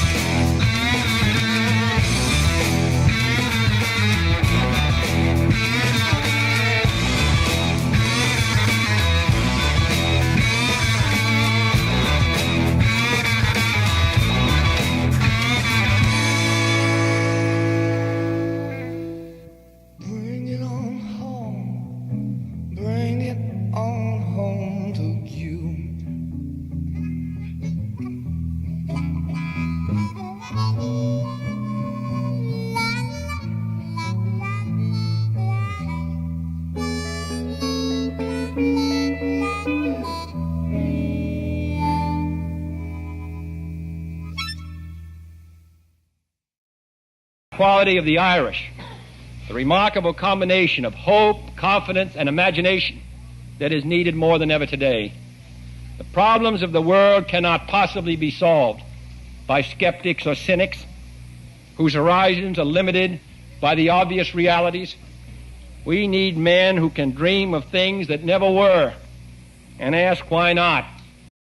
All right, so remember, misspellings do matter. So if you guys saw Trump's post on True Social, you read through the golf thing here, but at the bottom that it says participated in the event, but it's missing a T. So let's go to the cue board real quick and check this out. Well, in this post here, this is back in 2019, 3109. The strike will be fast. Well, Q forgot the T. And then at the bottom, that would be 2019 on post 3110. He says, strike on the move. My friends, there's a lot going on right now, and there's a lot of military operation on the move, if you couldn't tell, over in all these Iran, everywhere else right now, and the Houthis. So buckle up. Military's in control, and it's going to get exciting here soon. Love y'all. Veil didn't just thin, it tore. And you're walking through it right now. For the next 7 days, you are in a dimensional crossfade. The old world and the new timeline are overlapping, and you're in the middle of it. This explains why things feel so off for so many right now. It's almost like you're slipping in and out of a different version of your life. You're feeling the ripple of this eclipse still echoing through your reality. And if you think this is just so...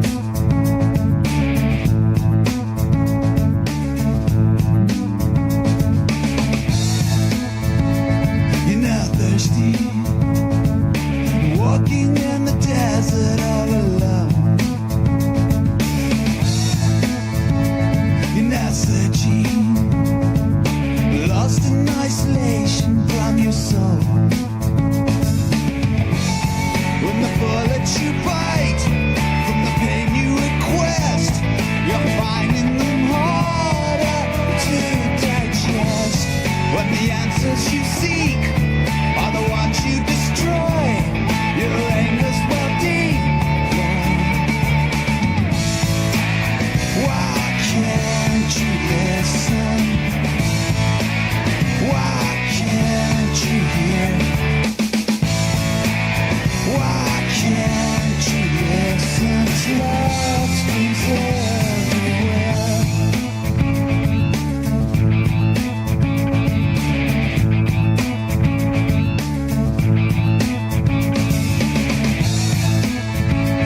You know hunger, feeding your mind with selfishness.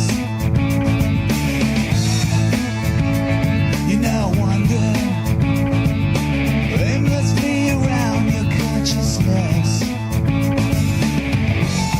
When your prophecies fail, when your thoughts become weak, and silence creates necessity, and you're clothing yourself with the shields of despair, your courage now empty. Why can't you listen? Why can't you hear? Why can't you listen to love screams everywhere?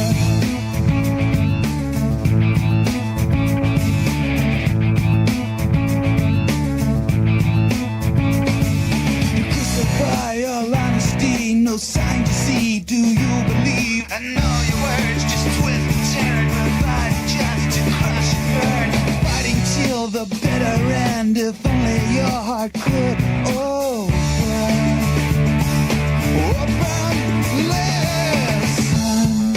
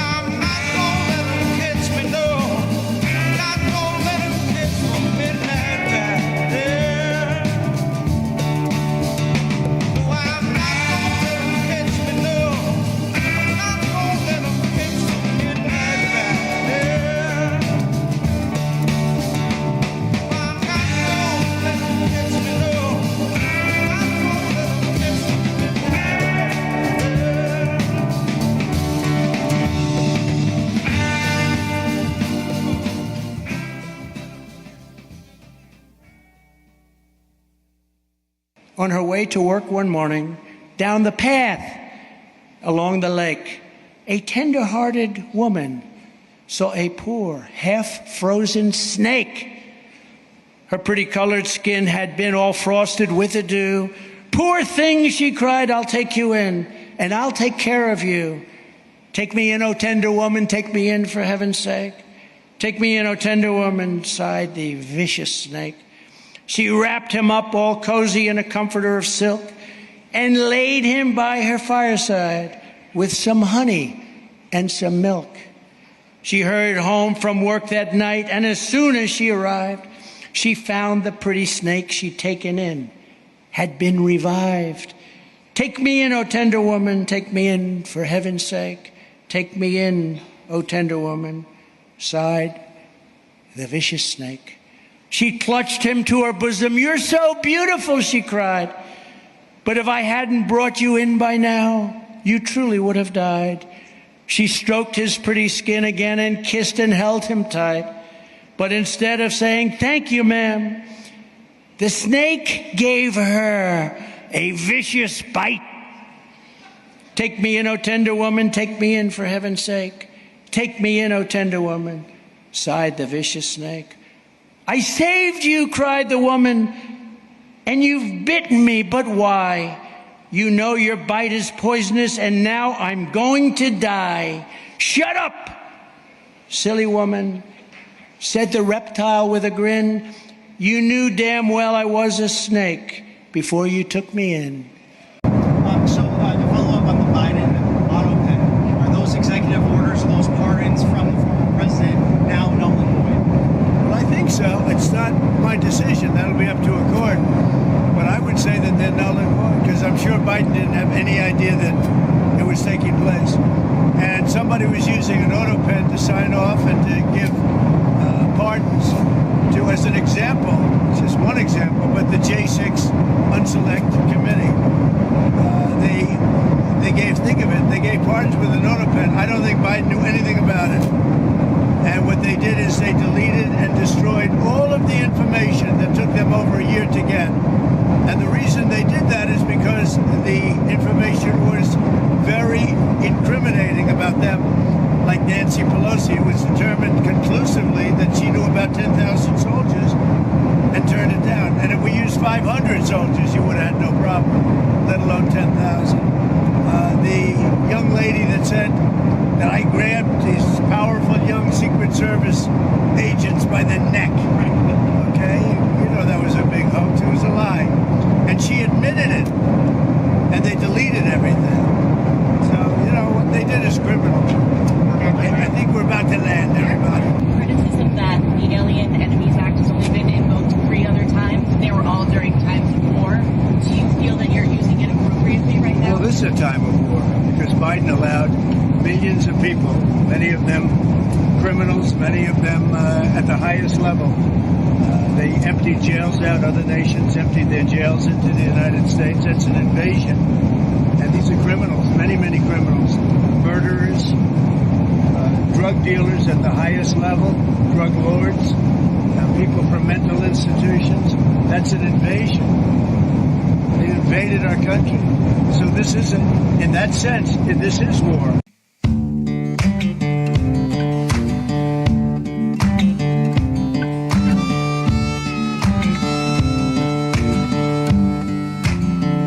Late in the evening, I lose my mind.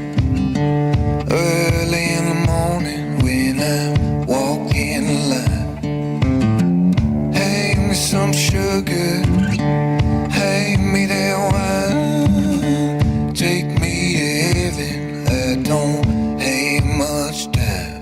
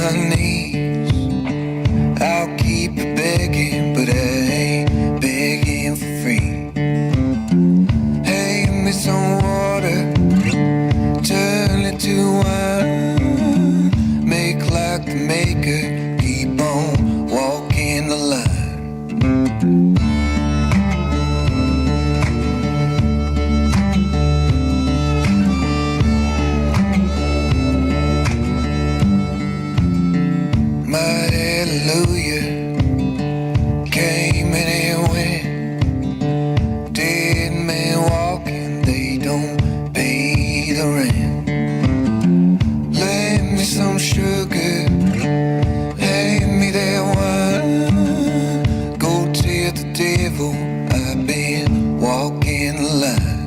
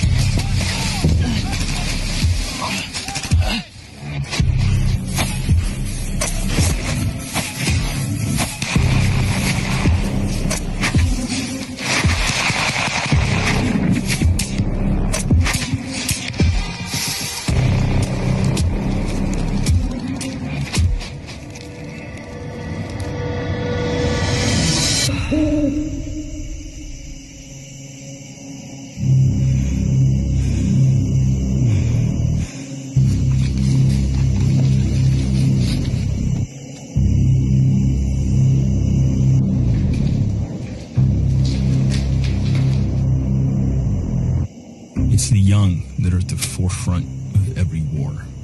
With every new war comes a new way of fighting. The old have seen a transformation take place over the past 20 years.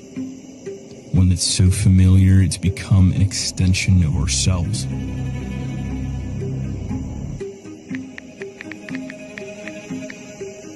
That enables us exponentially.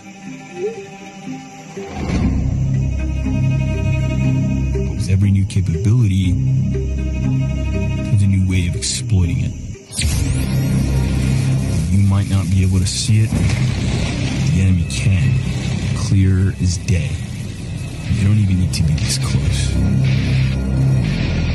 Or nearby. Or even human.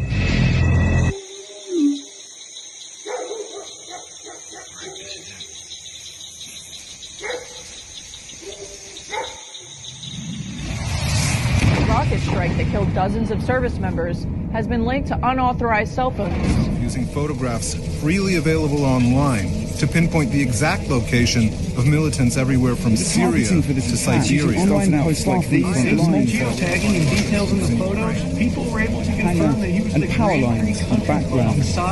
They had a match and a pinpoint location on Google Maps.